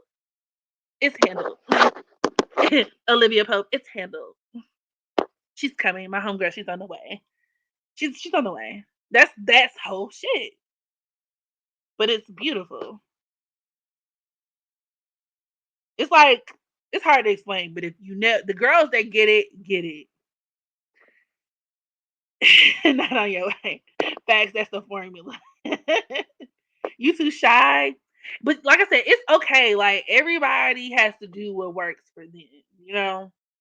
Um, it's an extreme sport. It's a contact sport. Close. It's you know everybody like it's genuinely not for everybody, and that's okay. And it don't make nobody better or less than. It just is what it is. You just have to know yourself because it's actually dangerous as fuck when you try to be hoeing and you not even hoe material. Um, and like I said, I've had cognitive dissonance throughout my life and still struggle with it because there's a part of me, especially as I got older, that would tell myself like, "Well, Megan, you're jealous, or you're naturally possessive, or you're this and you're that." And I think back to like certain relationships that I've had where I'm like, "Megan, do you really need to be a hoe?" And that's the thing. I could be a hoe if it's like if we have one or two encounters. If we're fucking regularly, that's a different story. Different story. But yeah, you just have to really know yourself. Cause the worst thing a girl could do is try to partake in whole activities, and that's not your heart. Like that's not really who you are as a person. Girl, you gonna get ran the fuck over. Like you gonna get ran over. Them the girls that be like, they be lying on their bodies like, oh, I only fuck 3 people. It be so shame when people call them hoes, and you know what I mean? Like, oh, like I'm humiliated. Like I'm being slashed. If you real hoes don't care. Real hoes don't care. They know, like they're like, okay, girl. Like real hoes are unapologetic. You know what I mean? My real hoes are unapologetic and they know how to hoe. Like girls who be getting caught up, like, oh, that nigga and that nigga you fuck, no, that nigga and that nigga you fuck, no, that nigga. That's another sign that you probably don't need to be hoeing either. Real, like the professional hoes, like them hoes, like y'all mammies and y'all grandmammies, right? Like professional hoes. Okay, cause some of y'all mamas is hoes, or at least was. Some of y'all grannies was hoes. Some of y'all aunts, great aunts. The bloodline run deep. Them the type of hoes that when you've reached that level of hoeing, people don't really know that you a hoe, and that's the thing too. You own it, you're unapologetic about it, but it's not something that's as easily detectable unless you just specifically spoke to it. Like, you know what I'm saying? Like them the type of hoes that don't get caught up. Like, you know what I mean? Them be those type of hoes. Professional hoes. You can go do what you need to do and then go live your life with your family. You know what I mean? I had a granny, God rest her soul. She was my stepfather's mother, but I called her granny. Granny, God bless you. God bless your spirit. But come to find out, and she was a Gemini. She was a Gemini. She was with the shits. Basically, she had a husband and a kid at home, but some nigga that she was fucking on and that she had really liked, that she actually really wanted this nigga. She left home to be with him, and she went on an excursion with him for like a few months until something happened. I guess he went back to his family or whatever the case may be, and then that's what brought her back home to her husband. But she had every intention of never going back. She had every intention of like she had lived like a double life, like with this nigga over here that she was fucking on, that she wanted, like those vibes. Like professional hoes live on impulse, and they don't look. There you go. This is golden. This is golden, and it's so true. Twitter Spaces. So what's Twitter Spaces? What's that? Well, actually, I had a phase. I can't even get back to that level of unbothered. I miss her. I hope you find her again if you're really looking for her.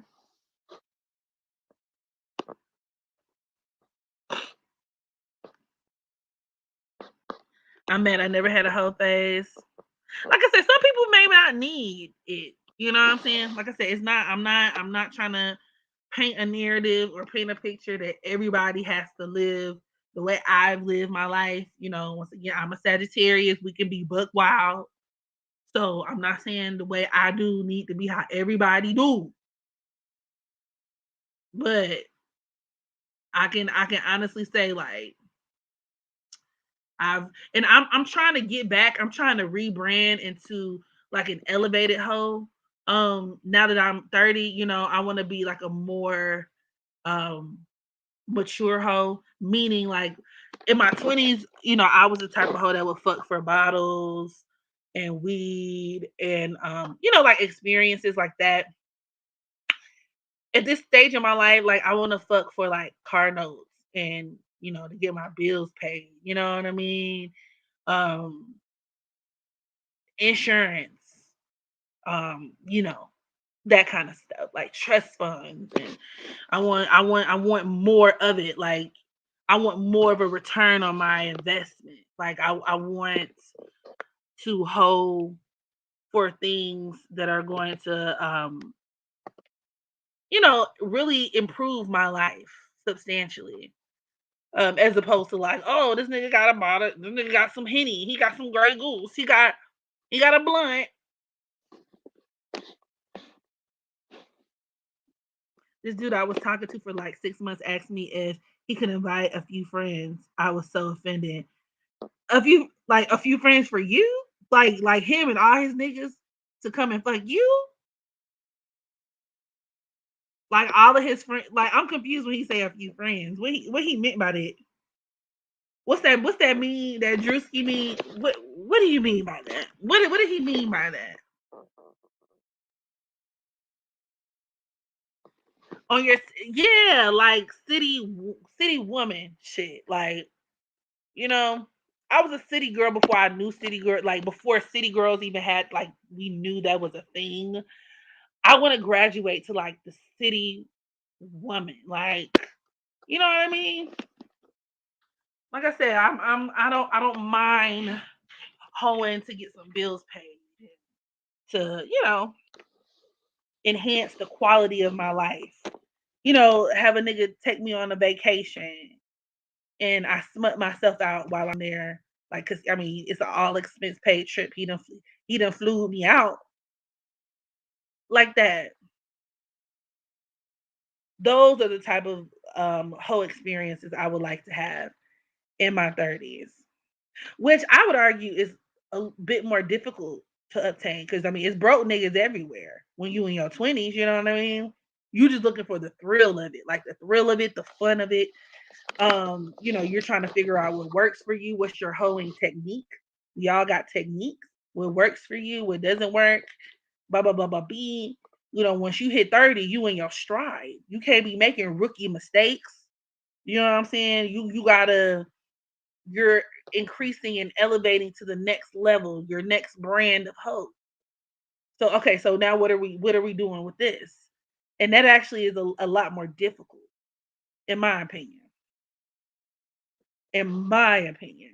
Because you can't be out here like a 30-year-old hoe acting like a 20-year-old hoe.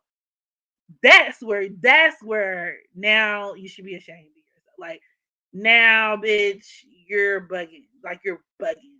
You're bugging. Like what the fuck are you doing? Now I'm a judge. Now I'm finna slut shame you. Cause like, why are you acting like a 20-year-old hoe? And you a 30-year-old hoe. Or a 40-year-old hoe. Hmm. Hmm. Hmm. Hmm.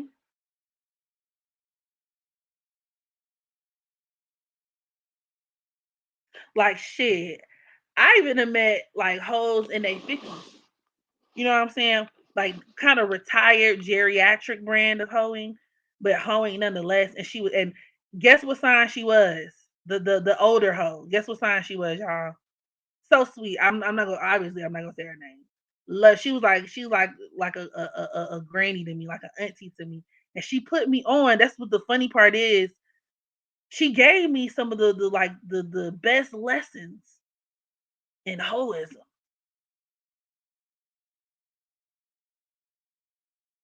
Cause I don't know what y'all think happened to hoes. I don't know if y'all think they morph into manatees or some shit. Like if they evaporate. Hoes, it's hoes throughout every stage of life. Them bitches who was busting it open in the back of Rick James tour bus, yeah, yeah. A lot of them still living. What you think they done did? Some of them give their life to Christ and shit. And that's another thing too. The older church women, a lot of them be in the church, especially the Sagittarius placements. You know what I'm saying?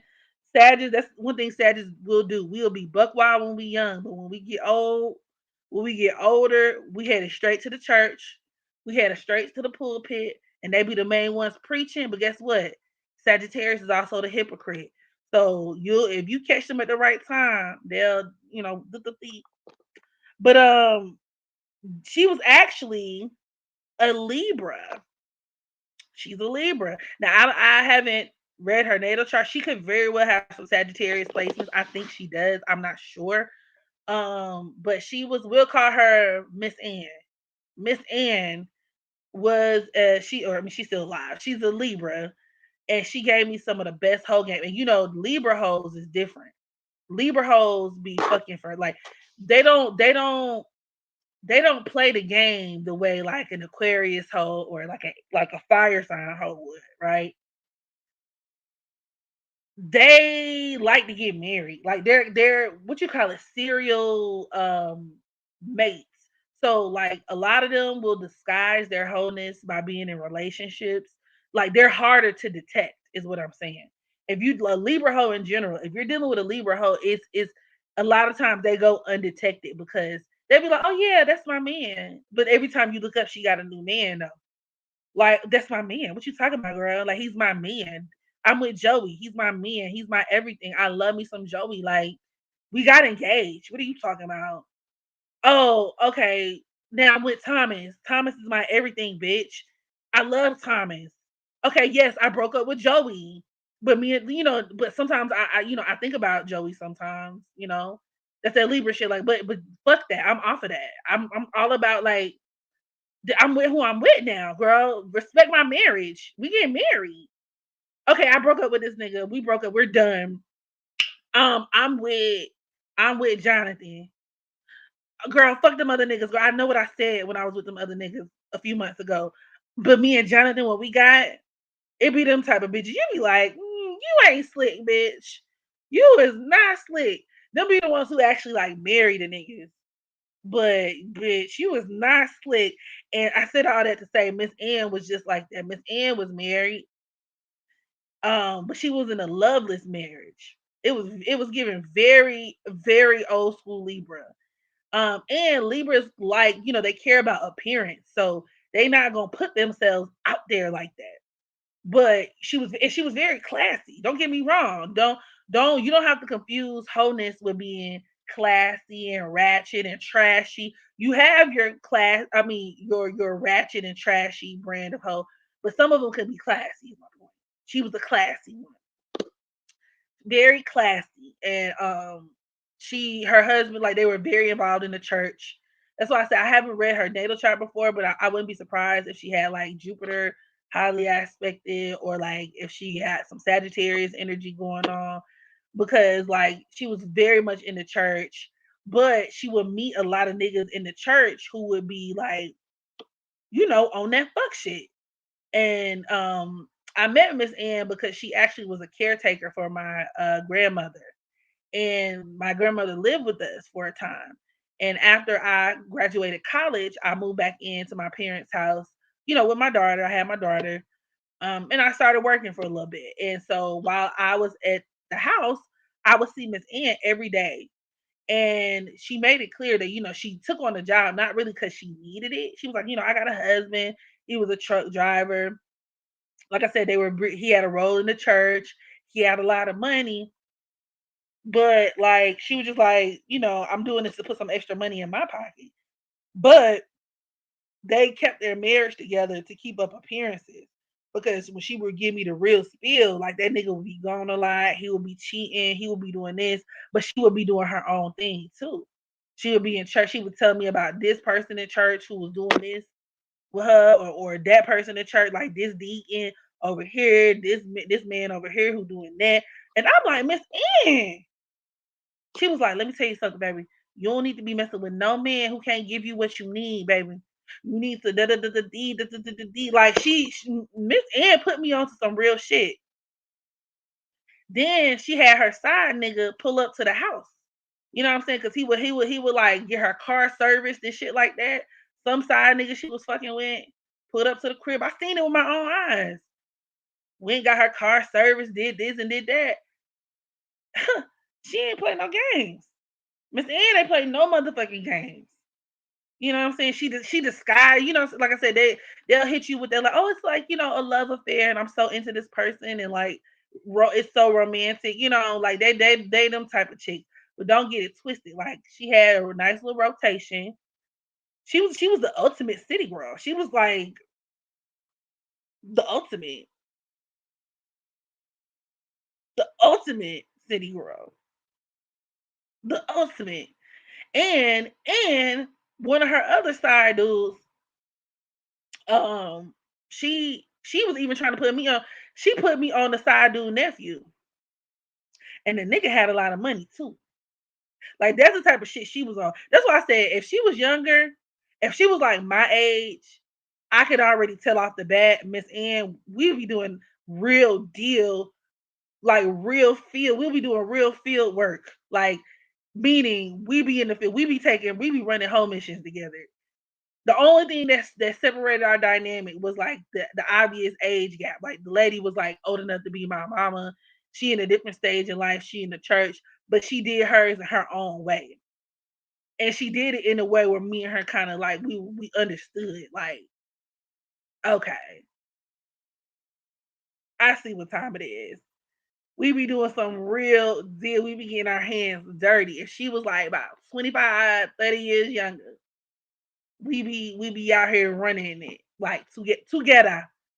You can run the streets with your thugs. I'll be waiting for you until you get through. I'll be waiting. Reach one, teach one. I talk to her sometimes, and it's so funny because like a few days ago, my mama said that she talked to Miss Ann on the phone, and Miss Ann, because I got a new phone since like you know the last time probably we seen each other. So she was like, Miss Ann said she was trying to get in touch with you. I gave her your number, and I was like, okay. So I guess she's supposed to be calling me, but I haven't spoken to her in a while. But she's doing well from what I hear, and I think some of her ways too came from the fact because she got a son who he's like really big in Atlanta. Like he's like a rapper, like like underground rapper, whatever. But he date a lot of strippers. He read real heavy, like he perform at a lot of strip clubs. He lived that lifestyle, and he be bringing her around. Like, he be like throwing events, and I remember looking at certain videos, and like Miss Ann would be in the booty club, like kicking it with the strippers. Like that's why she act the way she act. Like she real deal be like, it be bitches busting it open, and Miss Ann be in the corner like, hey, like with her drink. Like that's why she was so cool like that. But she was a real sweet lady. We need to hang out one day. What's his name? His name is Stamp Stamp Chico. I think they call him Chico. Let me see if I can still find him on IG.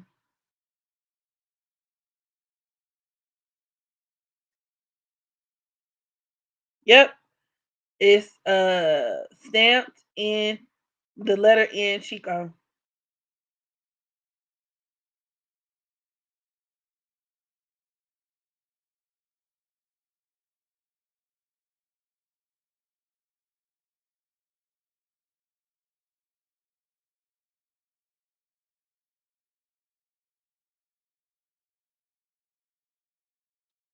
It's giving Libra. It's giving Sun in Libra and the eighth sextile Leo Pluto. not the not the Pluto Leo generation. Church lady Ann be with the strippers. Yes, absolutely. Miss Ann strip club. Period. So these old ladies be finding fuck buddies in the church. I mean, to think about it, don't the old niggas be doing it? The pastor be laying it low, spreading it wide to the whole congregation.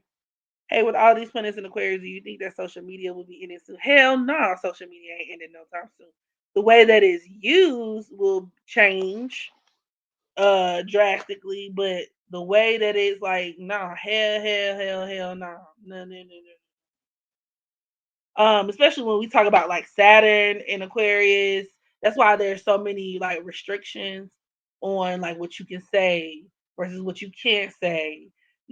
Having to appease certain algorithms because you got corporate America getting their hands in it. You know what I mean? Um, Essentially, like these companies are buying out like these or taking over these social media enterprises, and it's taking a whole another life of its own. And then when Pluto is in Aquarius, forget about it. Like, forget about it. Tuli, hey baby, how you doing? Somebody took a video of the pastor fucking somebody in the confessional cabinet. Not in the. My thing is, you ain't got no homes, like, or I know the pastors be getting paid. You can't go. You can't go to a 5-star telly. Girl, you wanna come to my hotel? Baby, I give you my room key. I'm feeling the way you carry yourself, girl, and I wanna get with you 'cause you's a cutie. Like he can't get no hotel. That's my thing. You that damn bad. You gotta fuck in the confessional room. Trump is making a new social media platform. I didn't hear about it, but I wouldn't be surprised. Good luck with it. Good luck to that man. I guess.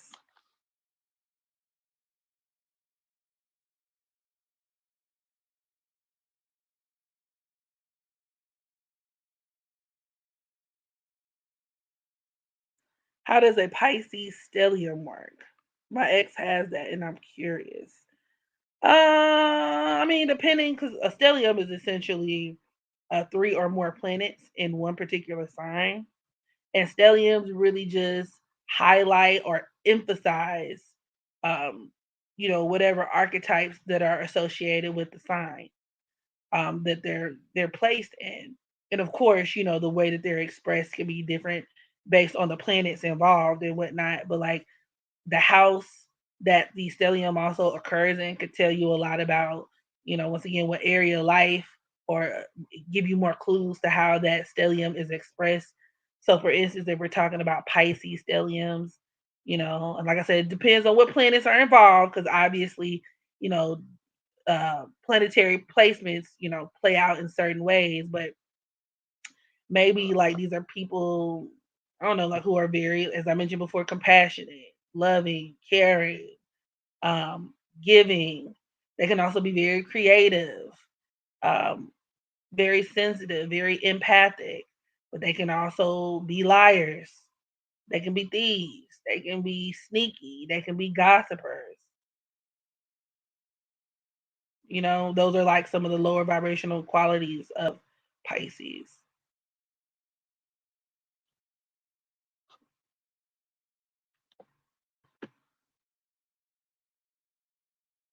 The confessionals are low key glory, not glory holes. Why glory holes though? It makes sense for a church. Listen, I got sent on a church retreat when I was like in the 10th grade. My South Node is in the ninth house. I'm my family. I guess you could say my family was religious, but I mean, I ain't go to church every Sunday, but every now and then they like to, come out on a bag or me and like do weird shit like sending me to a damn Christian like church retreat. It was me and my homegirl Cindy from New York. She was from Brooklyn.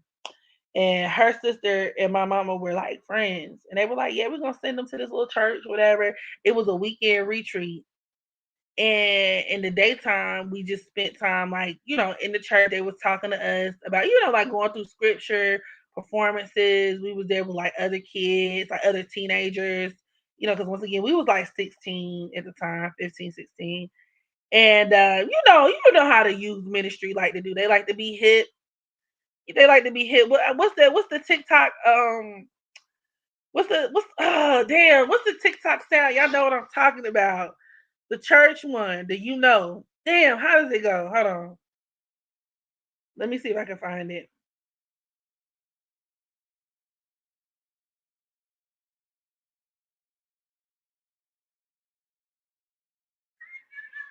Oh yeah, okay.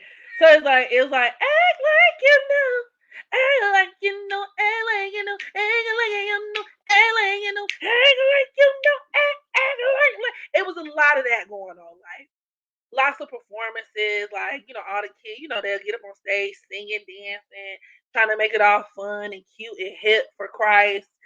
But then at nighttime,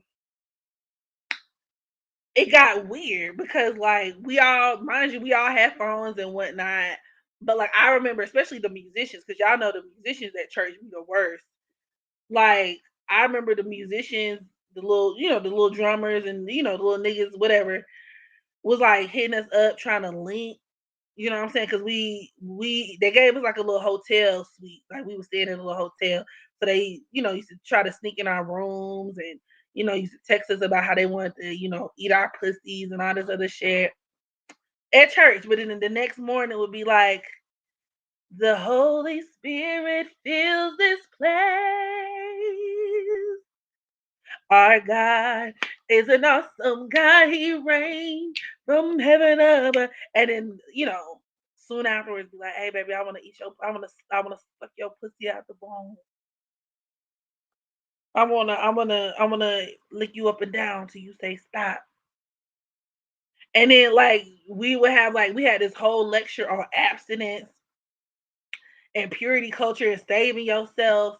It was just so weird. Like it was just the weirdest thing ever. And I just thinking to myself, like, why the fuck did my parents make me come to this? Like, like save yourself for marriage, save yourself for God, save yourself for your partner. Once again, 3 hours later, hey baby, hey little baby, I wanna, yeah, I'm gonna put my dick in your ass, yeah, yeah. I'm like, nigga, you caught the Holy Ghost today. Like, I don't even look at you like that. Like, you literally was jumping up and down. Act like you know, act like you know, act like you know, act like you know, act like you know, act. But it was weird. It was just weird vibes. It was weird vibes. I wanted no parts. I wanted no parts. I was like, y'all niggas is spooky. You niggas is spooky. I remember I dated this one guy, who I mean, I ain't meet him in the church or nothing, but he was my little Aries boo. You know, like was a big church goer. Like he was really religious. And like, we only dated for maybe like 4 or 5 months or something like that. But he had brought me around his family to this day. His family still love me. I still love them. But I remember coming around his family like often and like they was literally like, "Oh, it's Sunday. We're going to church." And I'm like, "Do I have to, nigga?"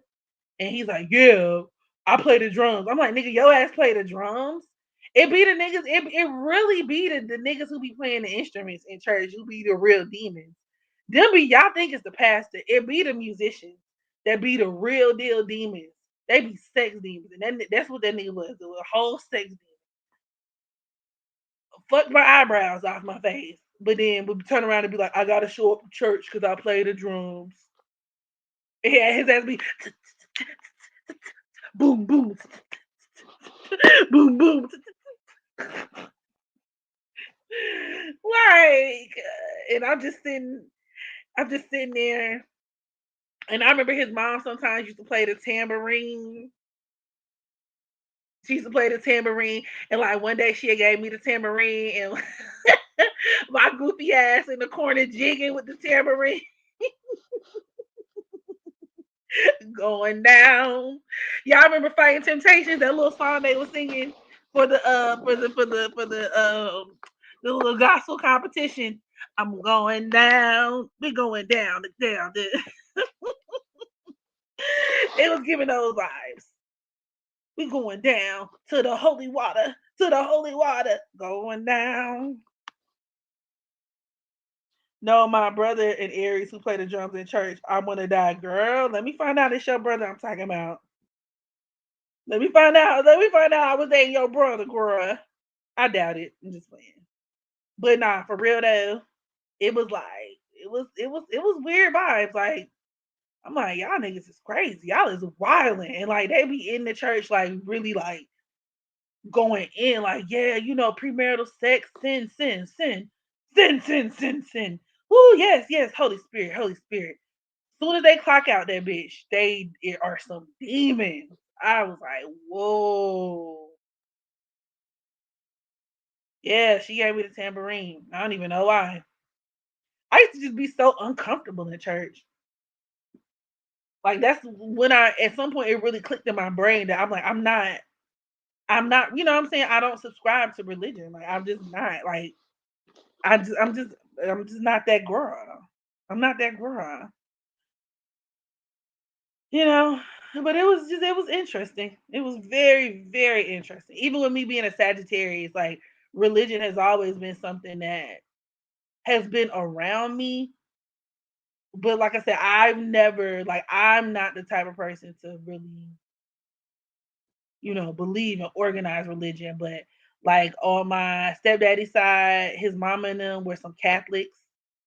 On his daddy's side, that side of the family, like my cousins on there, they're Muslim. My biological father and my granny, like my mom's mom, are Jehovah's Witnesses. My older brother is a fucking Israelite. Like my mama and them is old school Baptist.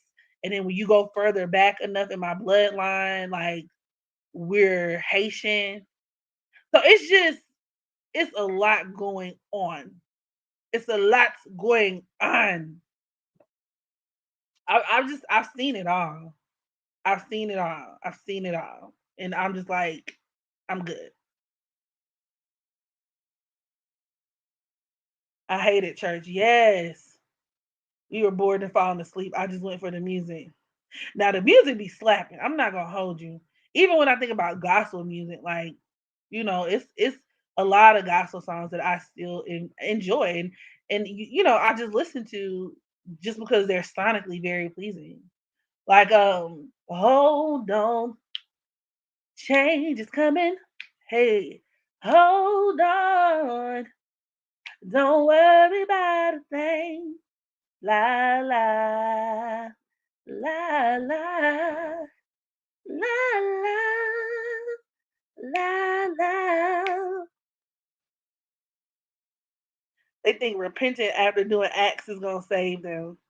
Right. I love church because the old ladies were nice to me. That was it though. I was a Jehovah's Witness until 11 and went to a Methodist church until 16. Now I'm a good girl. I feel you on that. I've never went to I think they would mass or whatever it is. That you know, like I said, my granny and my dad got that Jehovah's Witness stuff on lock, and my dad will try to brainwash me, like force me to accept his beliefs, and it seemed pretty stressful. I'm like, y'all niggas can't celebrate shit. All right, whatever. And that used to be his main excuse for like why he never reached out to me, or like, oh, birthdays and this and that. Like, well, Jehovah doesn't really recognize that, and that's not nothing that we should be celebrating no way. I'm like, nigga, I'm finna go eat my birthday cake, so shut up talking to me.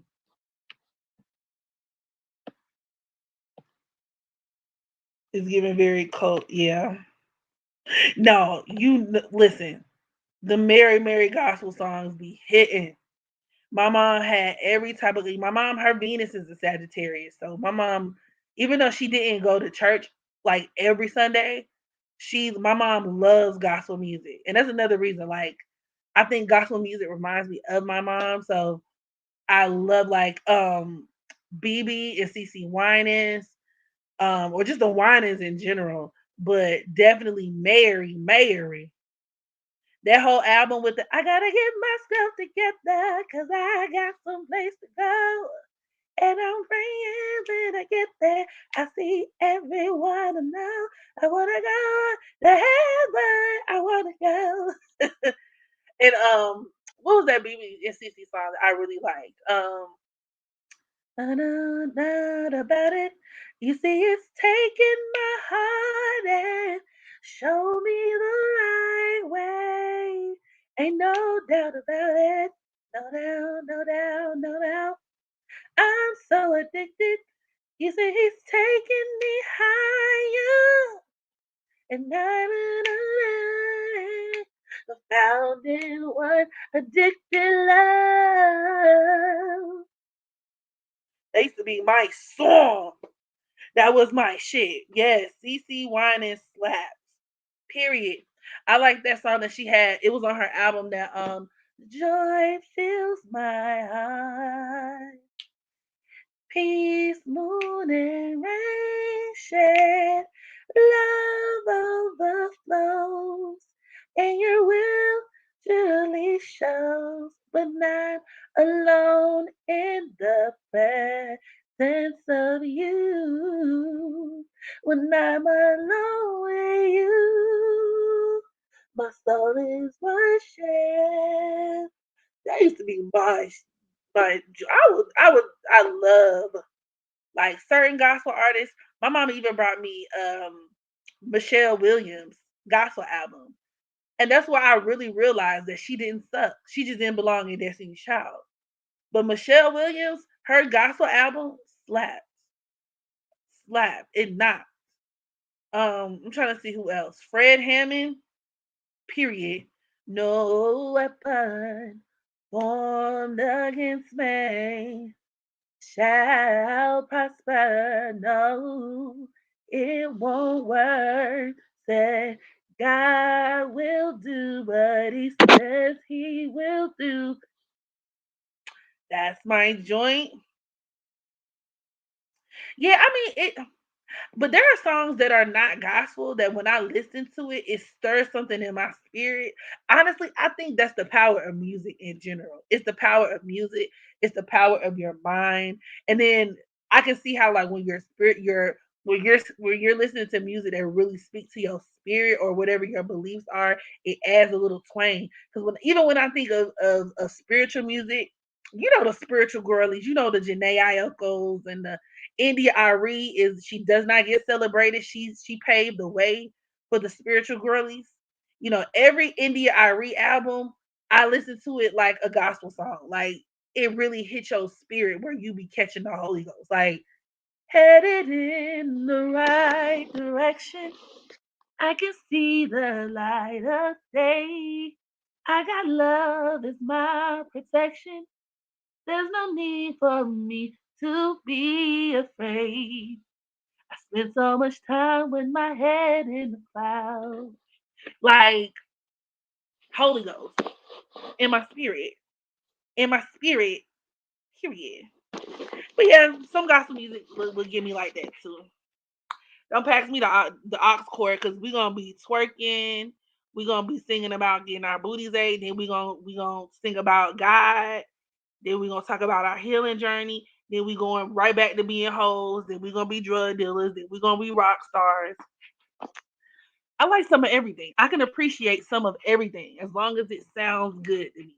I can listen to almost anything as long as it sounds good.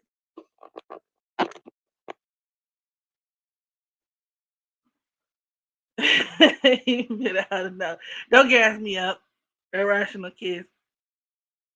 Don't gas me up. Like Music Soul Child. I really, yes, music. Yes. Yes. Yes. Yes. Music. Yes. All his all the Music Soul Child. His whole Mary, how could you go?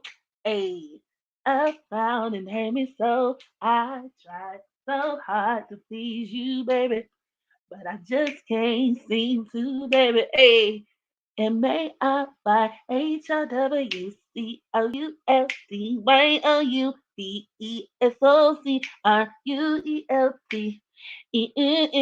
love. That's shit. What's your favorite Music Soul Child song? Yes, come on, Stash playlist. I might make one for real. I still owe y'all my Capricorn playlist. My Capricorn playlist, my Venus and Capricorn playlist. Anyway, was like straight up all old school music. Love is it's a timeless. Now, if you are gonna catch the Holy Ghost to secular music, love is definitely one of the songs that you would do it to. Facts. Yeah, don't change. Yep. I ain't gonna hold you like it gets you a little. Love don't change gets me a little misty eyed. It gets me a little. It gets me a little misty eyed. Like, and then when you watch the video, and then the lady she got in the car accident, and she was wheelchair bound. I'm like, Music Soul Child is a very unique man because these niggas will leave you over a lot less. You hear me? Niggas is not walking around talking about how they love don't change. These niggas is changing. You hear me? These niggas is changing. He ain't waiting for no shit to fuck up or go left. These niggas is different. I was meant for you and you were meant for me, yeah. And I'll be sure that I'll be everything you need, yeah. Girl, the way we are is how it's gonna be.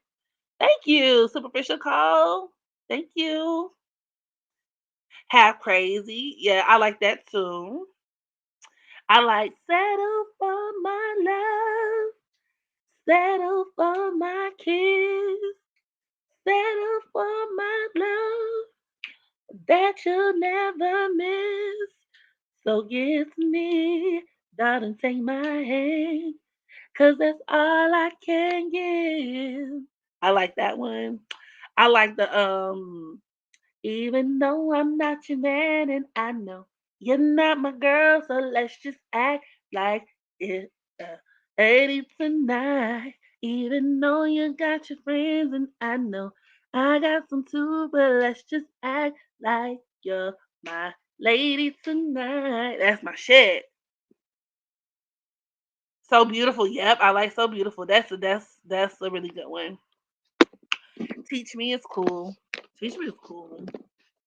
Teach Me is one of them songs that didn't age well to me though. Like the song is beautiful, but when you listen to the content, I'm like, nigga, why the fuck is it my responsibility to teach you how to love? It like it's one of them things that sound romantic, but when you really listen to the words, it's kind of not my problem. Why the fuck I gotta teach you how to love and show you how to get your feelings involved, huh? Hmm. Why I gotta do that, Craig? That's really not my job. That's not what I signed up for. But I'll let you have it. He made it sound good, so we'll let it slide, I guess. I ain't really understanding and expressing my feelings. See, I'm really trying to change you. I'm like, nigga, it sounds like you need to go talk to the lady. Go get therapy. We need a group like Jodeci, the ones that'll sing you out your drop. Every time I think of Casey and JoJo, I think about that clip. Time is slipping away from me. Yeah. Time.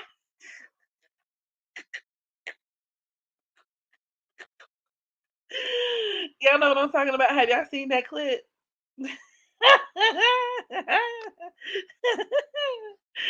Them niggas. Oh, time. Not slipping. Them niggas said sipping. That's how you know they some alcoholics. Sipping away from me. Yeah. I was like, ew. But yes, Jodeci in their like 1990s Jodeci facts.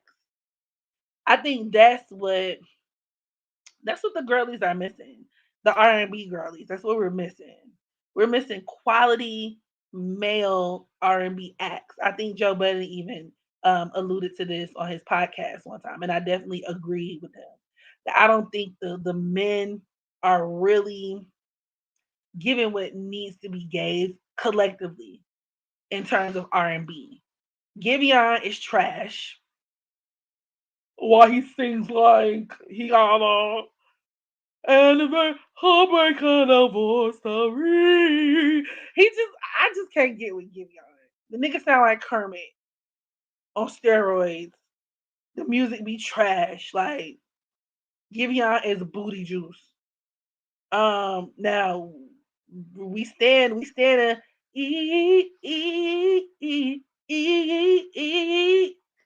land of the free king. Jacquees is that nigga. I'm not really here to argue with y'all about that. Y'all know how I feel about that. Of course you got Chris Brown, but I mean outside of that, it's looking kind of bare. It's looking a little bare. I guess you could argue Brent, what's his name? Brent Faison, Fayez, whatever the nigga name is. Balloons are deflated. Got me in my feelings. That's a song from it. That's a song by Giveon. Mm-hmm. Like we need male R&B singers that'll tell you how to make. Yes, I make love to you like you want me to, and I'll hold you tight all through the night. I make love to you. We need that. Not shaky vocals, but I told you I'm not gonna argue with y'all. He got Jacquees may have shaky vocals, but that nigga know how to make a song. Rather rain on a jeans, 21 with no kids. I will rain on a bench, make it rain on a bench. I know you wanna love, but I just wanna fuck. And girl, you know the deal. I gotta keep it real. Like even like the Trey songs, like he's not really in. Let's not even speak on that nigga, but I wouldn't really categorize the Trey Songz because he reached his peak in a different era. I put him in the other era, an older school era. But in terms of like, niggas who are, in their prime, like young nigga R&B, the face and representation of young nigga R&B, there is none. You said just one of the lyrics, but I felt him. People dragging like Jacquees. Every singer is not gonna be a strong singer and performer. I don't, and maybe it's because I can compartmentalize. You know what I mean? I don't think of like, oh my god, like when I want to hear somebody belt out a beautiful ballad, like oh when I want to hear a strong like somebody with a strong vocal performance. Let me see what Jacquees got going on. Hell no. Nah. Like Jacquees gives me like hood nigga who can hold a note, but it translates well because he makes good music. Like the shit be sounding good to me. That's just the best way I can put it. Like even with his it be sounding good to me. I be liking it. I like it. But I feel like, you know, the 90s, the early 2000s R&B scene, especially the male R&B scene, can't be matched. Donnell Jones is one of my favorite singers of all time, and he dominated. Not to mention Donnell Jones, he actually wrote for Jacquees. You could tell he wrote and produced some of his music, and maybe that's another reason why I really like Jacquees, because when I listen to some of his music, some of his songs kind of give me Donnell Jones vibes. Um, but like Donnell Jones and Avant, Donnell Jones, Avant, and then I would say Joe would be my three favorite like R&B men of all time. A quarter past three, girl, what's it on me? Shawty got her eyes on me. Them Queen mixes hit every time, and he has his own original music. Y'all know I get on my soapbox every time we talk about Jacquees. He has his own mixtapes that he been putting out since 2014, 2015. I don't give a fuck. I don't give a fuck if he finds out. If he finds out, I don't give a fuck. Hey, that whole mixtape he had with Dej Loaf, fire. Met her in the club, a bobbing bottle showing love. And can you party with a thug? I'm just trying to show you love. VIP, we got it packed. Hey, this is where the party at. But I don't hear niggas talk about that. He need to make his own music. Y'all want to talk about that then? Ray J. I don't know. I don't know. I don't know, Captain. I mean, like the One Wish. We definitely. I'm not gonna act like we ain't vibed the One Wish back in the day. Um, I don't know. I don't know. I don't know about Ray J. I feel like I can really survive the rest of my life without hearing another Ray J song. Even though, like, I'm not gonna lie, that sexy can I just part of my manners, girl, will you shake it, girl, feel like it's a Kodak moment. When you go and get my camera, all I wanna know is sexy can I get it from the front? I ain't gonna lie, I like that. Like now that I'm thinking about it, okay, it's a vibe. But yeah, I don't know. I don't know if he's not the 10th person I would think of in the R&B conversation though. Carl, yes. Yes. Yes. David, do you mean Craig David? David who? Gemini, so I said she good off Ray J. Ray J was not really, he wasn't really that monumental to the culture, like song wise, like his contributions to R&B. Anyway, I remember that song he had with Queen B. I said Queen B. Look him that Queen B. That wait a minute, now wait a minute, uh, oh wait a minute, hey, wait a minute, hey, hey. I used to like that song. Lloyd, Lloyd. Hold on, y'all. Stop the press.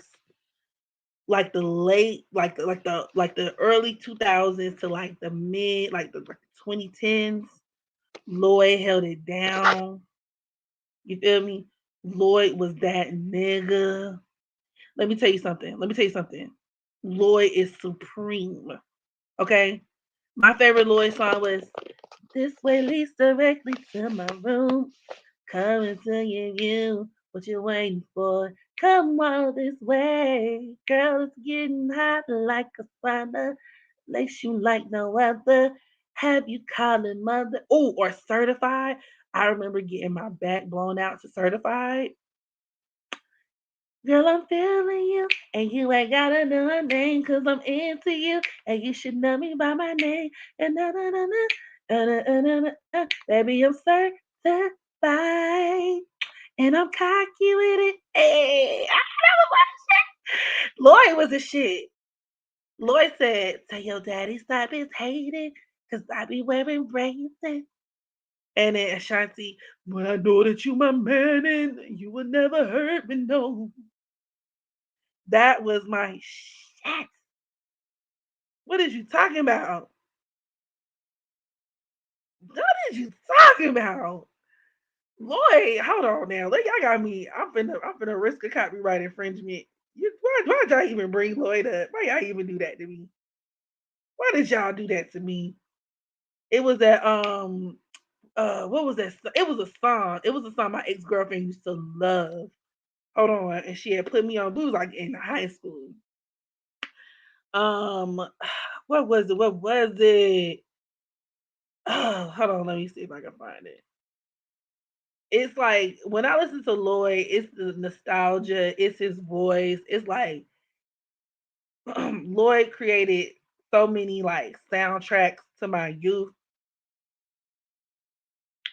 Feels so right whenever your body laying next to mine. Gonna get loose. Let's take it through the roof. Cause you know that you the truth. Girl, you extra fly. Hey, they rush. Feel so yes, Cadillac love.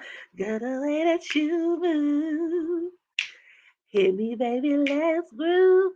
Hey, and let me hit you up with some Cadillac love. Hey, they some my shit. R. Kelly too. I'm not gonna hold you. I'm one of them people that still listen to R. Kelly. Say say what you want. You won't catch me dead at a concert. I mean, that nigga gonna be in jail forever. But even when he wasn't locked up, like I'm not going to concert to see you. I'm not, advocating and advertising excuse me, my love for like it's not that deep.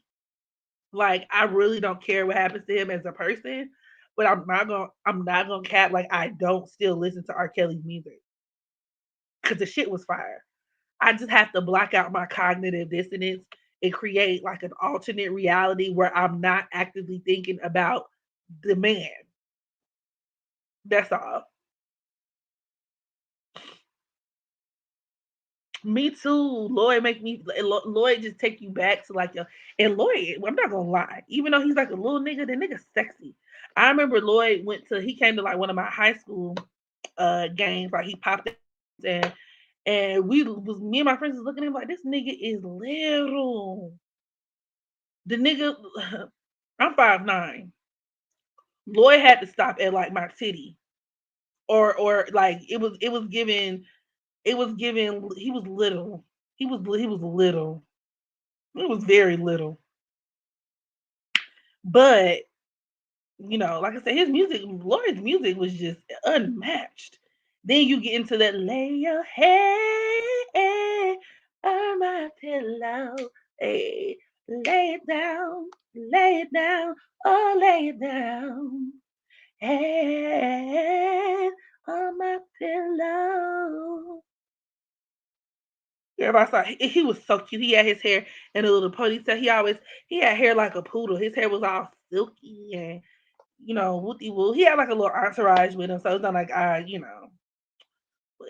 was able to be like, oh hey Lloyd, but like I just remember seeing like he was walking, like he was in the bleachers, like we was like, girl Lloyd here, yeah, girl Lloyd here. And I remember, he had all the hoes, all the girls was like, Lloyd. But I remember like being at least close enough to see the nigga stand up and be like, this nigga is mad little. He little as hell. I had that moment with Plies too. When I was 16, my stepfather bought me and my best friend tickets to the Atlanta Hip Hop Awards, right? And we thought we was so cute, y'all. We wore our I saw this little thing on TikTok where it was like baby millennials. They did us dirty because they really had us going to functions and business. casual attire, thinking that we killing the game. So we put on some vests. You know, we had on our cute little vests, like the little, little. I had like a little black and white patch vest on with a shirt underneath with our chunky layered jewelry. Why did we even do that? Chunky layered jewelry, my micros, you know what I'm saying? My micros and with the half up, half down, and some jeans and my boots with the fur. The whole club was looking at her. We thought we was so sexy. We thought we was finna go to the function and pull all the niggas. Like we like, girl, we gotta get extra cute because we going to an award show. Like we're gonna be here with all the Atlanta niggas. We're gonna pull these niggas, sis. And that's what we look like. If I still had my MySpace password, I'll show y'all. What they say on TikTok? I would give it a 0, but that's not possible. So I'm gonna give it a 1. It was those vibes. And we took pictures with Rick Ross, DJ Khaled. That's when I realized they was rude as fuck. But looking back, they probably realized we was some young, weird teenager. Like we were just young and awkward looking. Like, but we thought we was bad bitches. We thought we reigned supreme. So we didn't understand why these niggas was not trying to invite us to the after party in the limo. Like we trying to flirt and be all cute with Rick Ross and Callie, like, and they like Callie straight ignored us and was like, man, yeah, man, what the fuck ever? Like, where we eating at? His fat ass talking to what the fuck we eating at? He was trying to figure out where the food at. We was trying to get in and live our Lyra, what's her name? Lyra Galore dreams. But it didn't work like that. Rick Ross barely took a picture. He had like he didn't want to take a picture with us, and then he did just the minimum, and then did. We was like, damn, like we ain't had no time to sing a song. We ain't had no time to do a 2-step to pop our pussy or nothing. But I said all that to say, while we was there, we also saw Plies. And anybody who know me know that circa high school 2006, 7, Megan, I wanted Plies. Okay. I dreamed about that man every night. I wanted me some Plies. I had Plies posters. And this is when he was really like, bet if I suck on that pussy, that'll get you wet. And when my hand cross that clit, that'll get you wet. Like, oh, my underage ass, the teenage me wanted Plies. And when I realized he was gonna be at the awards, that's another reason I say, oh yeah, we gotta look sexy, sis, so I can pull my nigga. And we see Plies in the lobby, and I walk over. I'm like, yeah, I'm gonna walk over. I'm gonna introduce myself. But he also had like a whole bunch of people around him, entourage, security. They kind of swooped, like, skirted him off to wherever. But I was able to get very close to him actually. And that's when I came to the horrifying discovery that Plies is half of my height. Half of my height. Half of my height. If R. Kelly was there, y'all, would y'all wait? Hold on. Wait a minute. Wait. Wait a second. If R. Kelly was there, y'all, y'all would have been invited to the after party. We sure would have. I ain't even gonna hold you. But I'm gonna tell you one thing now. Me and R. Kelly would have been doing the Royal Rumble had that nigga tried to piss or shit on me. I'll tell you that much. I'll tell you that much. I ain't joining no harem where I'm asking him, "How can I eat, Daddy? Can I eat?" Oh, eating shit and piss. You got me fucked up. I can't beat up no man, but I'm gonna die trying. Cause that's where I'm. All right, nigga. Now you're bugging. Okay. Now you're bugging. But if I'm thinking about like dumb, stupid 16-year-old Megan, if we met a R. Kelly or a nigga like R. Kelly, we probably would have been fresh meat. Thinking about how just stupid and naive we were at 16, absolutely. But your ass is eating shit, nigga. Huh. You ain't finna Azriel Kelly me, bitch. That's why I draw the motherfucking line. I would have woke up. I would have came to my senses real quick. That nigga tried to get me to eat shit and drink piss. Oh no, I'm finna go home. We going home. Come on, girl. We going home. Fuck is you talking about? This nigga bugging. I can't go home. Yeah, we finna fight. Cause what the fuck is you on, nigga? Weird. You said that song was cringe. The pussy wet song is cringe.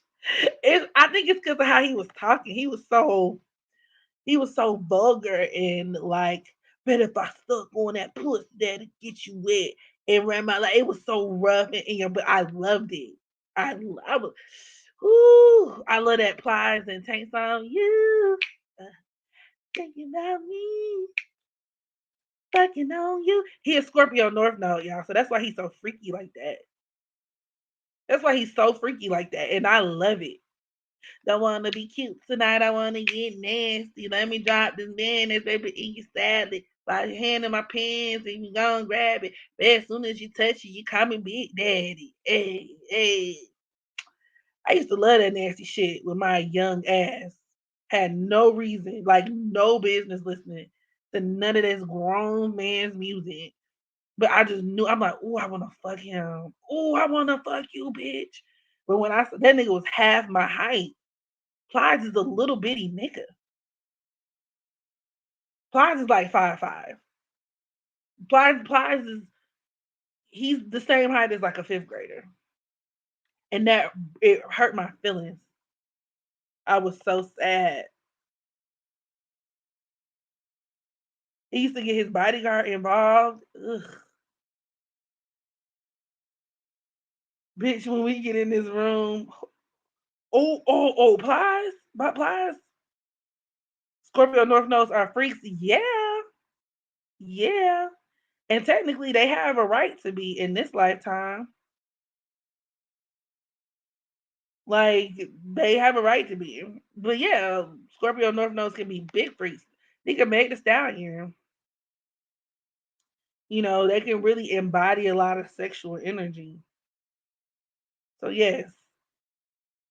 Bedroom moon.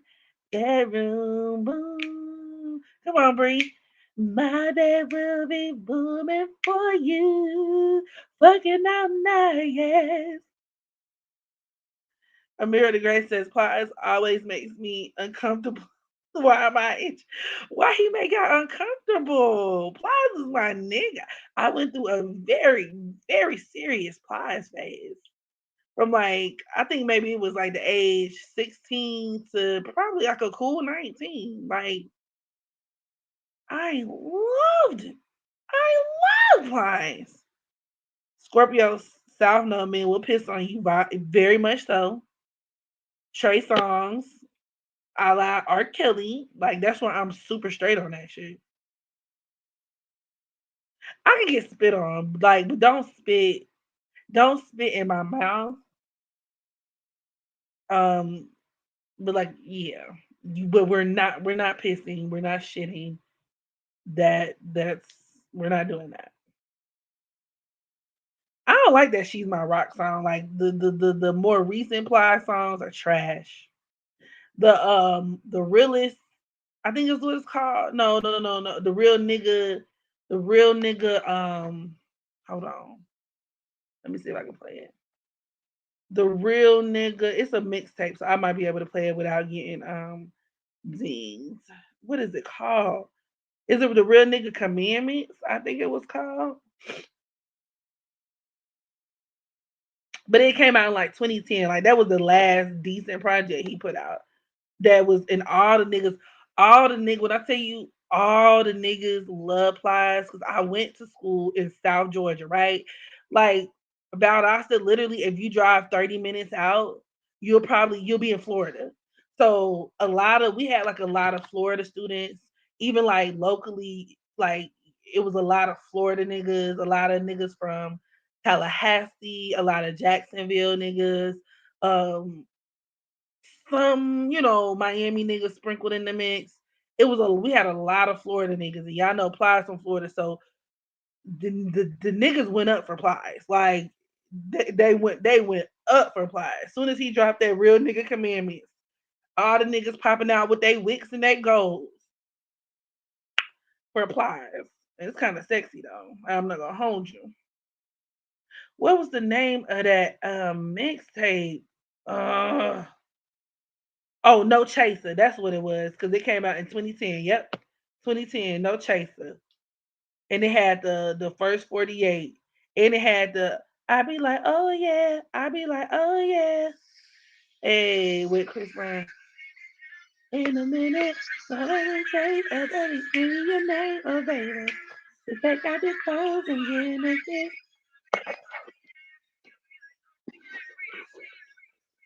They gonna sweat and then pedicure out of my chest. Then we gon' sweat, sweat, sweat.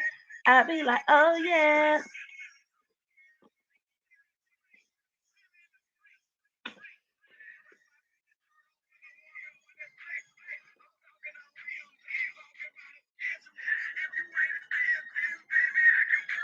I can work with you. I'm a Scorpio South Node too. Once exactly conjunct dude Scorpio North Node. Woo, the sexual chemistry was sharp. I bet. I spit on that dick. Okay, come on, spit. The song with Plies and Trey songs. Oh, the Shotty remix. My. Whoa, woo, woo. Shotty look good tonight. Look at my Shotty. From the first time we made love, I knew you was my Shotty. Getting peed on for free when allegedly those Arabs. I don't care how much you're paying me. You're putting like you know how stank piss and shit it is. I can't do it.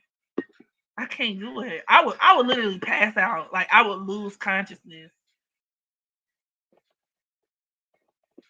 I'm repulsed by spitting. The act of spitting is disgusting. It is.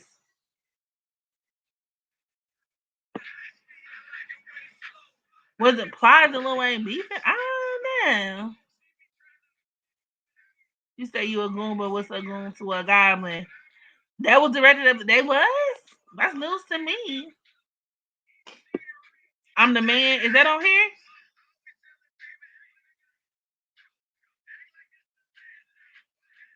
Or are you talking about I'm the man?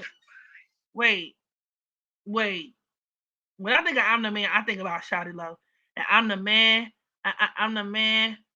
God no white, but the white be my girlfriend. Hustling. I told my girl we can piss on each other in the shower. Don't, don't. Oh yes, never had a chick ride dick so good, dick so good. So the hood chick know what's up. Come on now. Never had a chick ride dick so good. But nah, nah. I don't care if we in the shower. I'm like Dr. Seuss. We will not eat green eggs on the train. We will not eat green eggs on a plane. We will not piss in the shower. We will not piss in the tub. Like I don't care where we at. Like it's a hard no for me. Lil Wayne looked like he started foaming at the mouth when he see pussy. Don't nobody foam at the mouth like Boosie. Like little Boosie bad ass. That nigga always got foam in the corners of his mouth. And I can't take you seriously as a grown ass man. Why you got white shit on your mouth? Wipe your mouth. Plus, I'm the man on definition of real. Hold on, let me see. Let me see. Let me see. Y'all gonna have me listening to Plies tonight. Especially with this transit South Node of Scorpio.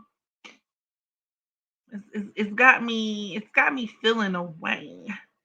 You make me feel.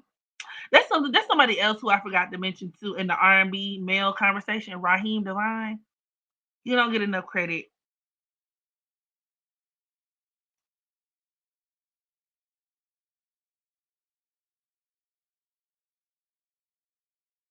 Wait, hold on.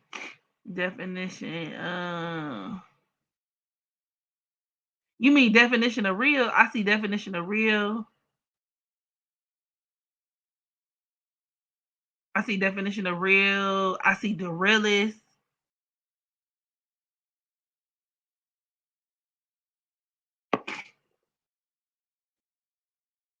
Well, they say squirt has pee mixed in it. They say squirt has pee mixed in it, but it's like other fluids too, like other bodily fluids.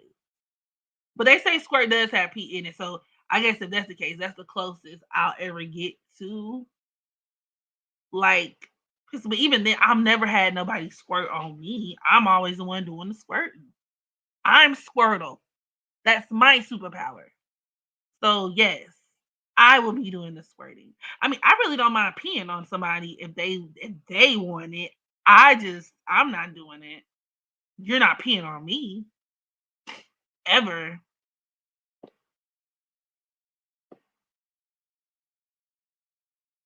Pause. I chase paper. Okay. When the dick is hitting that bladder sponge, what places make a person have alter egos? That's a good question. Nicki Minaj, Beyonce, Mariah Carey, etc. That's a good question. I like to say that alter egos in general do boil down to like certain like adverse sun moon um aspects, or like there could be something funky happening with the person's sun, or a lot of like Leo Mars placements, or prominent Leo placements. I know Beyonce is a Leo Mars. Now that I'm thinking about it, Nicki Minaj has her sun squaring her moon. I may have to do some more research. I might make a video on that. That's a really, really good question. I would also think too, just theoretically speaking, like um Mars and Gemini could have like an alter ego too. Who lick armpits? Who be looking? I've never seen that ever. Somebody licking armpits. I don't. What does that mean? Like I've never seen that. I've never experienced that.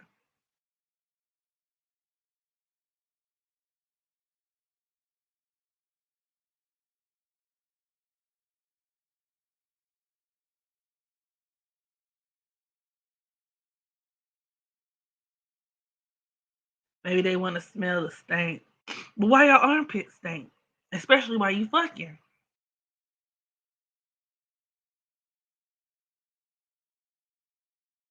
I seen guys licking armpits like it's some coochie or something. The licking the cat. Wait, like licking the cactus. Oh my god, dry mouth from deodorant. I don't really like wearing deodorant, y'all. I'm not gonna hold you. Is that bad? If I do, I'll do like the natural deodorant, like the Arm what you call like the Arm& Hammer brand one, or I just put like baking soda. I make a paste with baking soda and water and put it under my arms. Somebody also said lime did a good job. I'm gonna try lime or peppermint oil.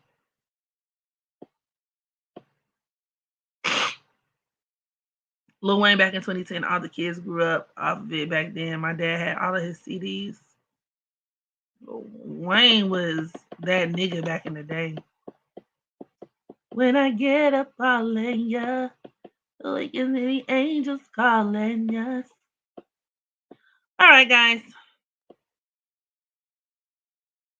I'm at my mama let me sing Lil Wayne, Beautiful Black Woman. I bet that bitch look better red. Chlorophyll, I'm gonna try it. Y'all know what's funny? Somebody said, this is a meme I saw where it was like, this little girl was singing Lil Wayne, the no ceilings that I'm calling you daddy, daddy. She said she thought it was a song to like, honor parents.